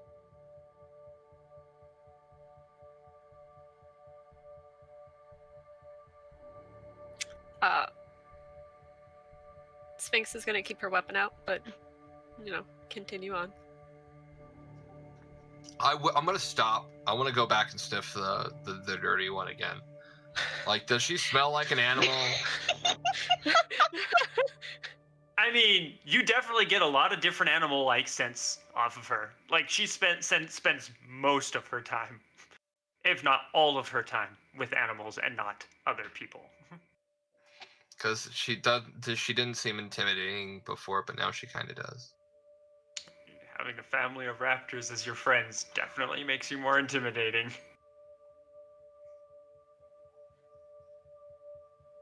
I mean, I'm not exactly a skinny elf either. No. Alright, so I'm gonna start considering her predator and not food from this moment forward. And we will move on. Not beef or fat, but not skinny either.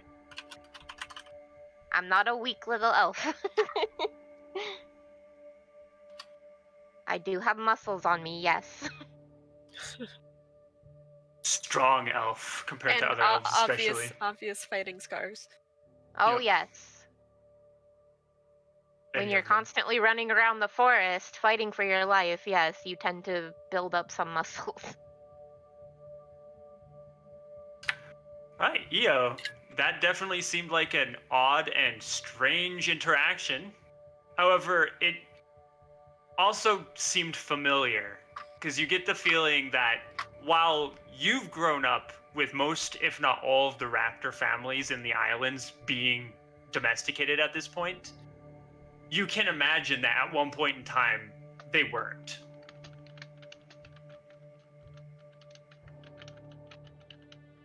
Okay. I feel like a party of goofs with a human caretaker right now.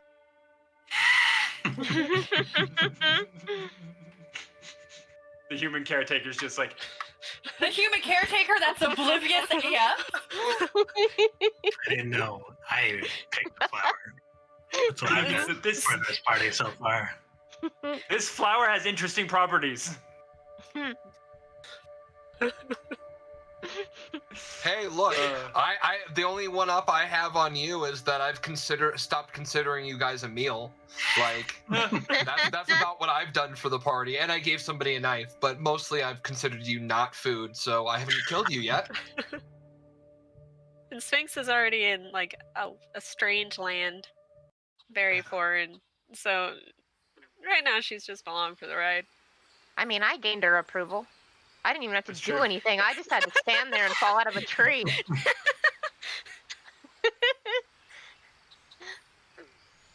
And Pole's just kind of, yes, someone who's slightly like me.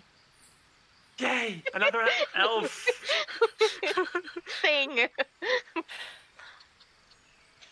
Oh yeah, you guys find your way moving through, and you eventually get out of the raptor territory and back into normal, essential forest area. You do find yourself getting to a point now where the elevation is starting to climb. It's gradual, but you will start to feel it faster and faster over time. Grak, you start to recognize some of the location as being where it was that you came into the forest. Oh, good. I you can spent- start actually navigating properly and get us the fuck out of here, because we can start 'cause- actually like push. Yeah, this portion of the forest specifically, you do remember having gotten lost in when you first arrived, because forest, not normal for you to be able to traverse. No, I'm more of a plain sort of walker. Because. So you definitely recognize much of this territory. As such, you know a perfect location for another camp, should you need one. It is a couple hours further in, but it's perfectly situated right behind this waterfall that nobody could possibly know about because it's hidden in a grove behind what seems like a sharp hill that doesn't look like a hill when you look at it from one angle. And the only way to properly see it for all its glory is to be right there. I'll keep on pushing forward. You know, I mean, I'm going to try to keep an eye on the party, make sure nobody's getting tired, but I have a predator and a warrior behind me, so I'm not too worried about that. The only non-meal meal that I would worry about is carrying my load for me, so it's like it's like a pet dog carrying a child.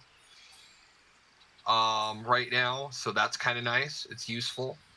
So we'll just keep on pushing until we find this thing, and I'll lead them over to this really good campsite then. Try to keep my eye out for others who might have accidentally found. All right, perception rolls from everyone.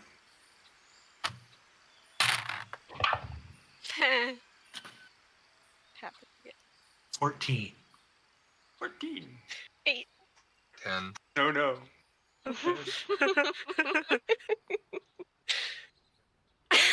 Does Nip get a perception? Just say. Oh yeah, I Okay, already rolled what'd for you get? 14. 21. Okay. 21. Nice. Thank God. All right. Someone's observant. The Nip is starting to doze. He is still a baby, essentially. Yeah, it's probably no toddler longer more. like sitting up here. Is probably Yeah, more like back in the Bjorn. Yeah, starting to fall asleep. But Amine and Io, both of you notice almost immediately. Amine, you've never been to this grove before. This is brand new. You've been many places, but this you never even knew existed. It's beautiful.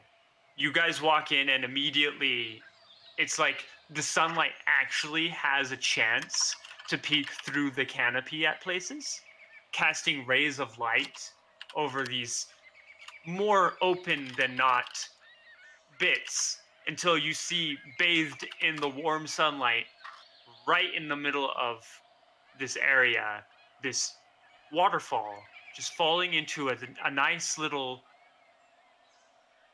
lagoon. It looks like a lake, but it's more like a lagoon, yeah. It's perfect for just spending some time to relax at.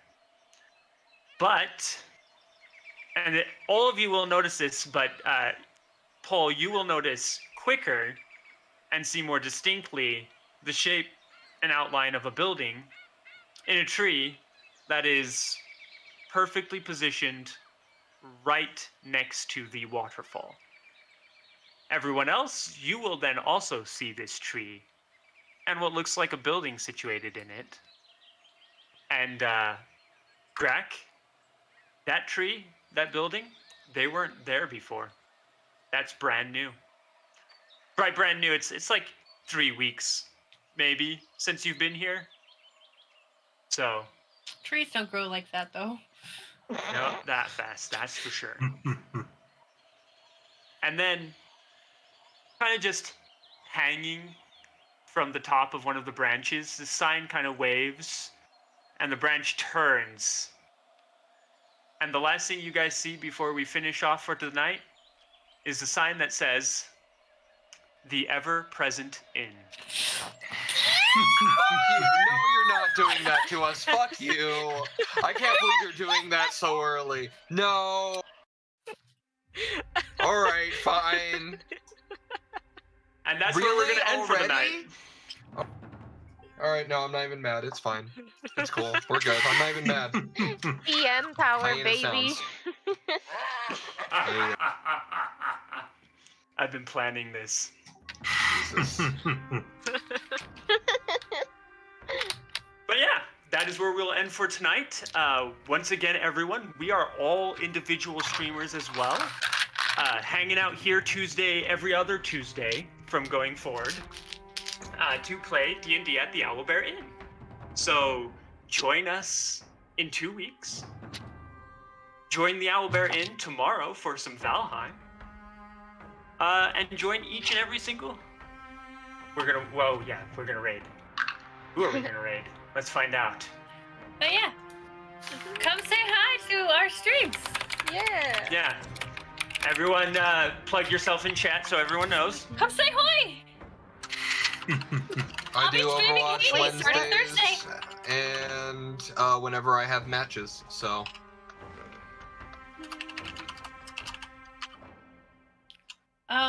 This group in particular does weird shenanigans like Gardic phone together. Yeah, It's a lot of fun. and do fun things. Or we do Monday streams together too. Yep, a lot Or of at us least play Monday. 4 of us. Yep. Magic and Mysterium. Is that who we're raiding? Magic and Mysterium. Stay for the raid, everyone. We will be jumping into Magic and Mysterium to go. Owlbear plug. There's Oh, a yeah, pin Owlbear. giveaway. The pin Yes. Tonight it was the final night for the giveaway on Instagram. Thank you. So before it's over, which it should be over really soon, do it. Enter. Do it. Like, comment, Go, go, go. subscribe, tag, friend, request, and other things. Read the rules, follow the rules. If you don't read the rules and follow the rules, you don't get the pen. And, You heard him. let's- Do it! Do it now! Do it! I'm talking about the raid. Do it! now! Your dreams will only be your dreams until you just do it! Just do it! Raid Magic and Mysterium now! Just do it!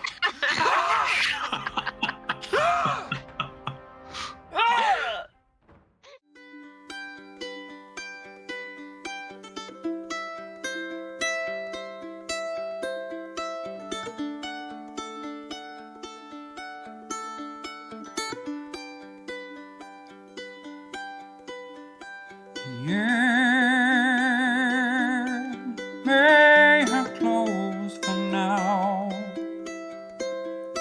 We hope you met a friend this go around. Tired and blurry you may be. We hope your minds are full from this revelry.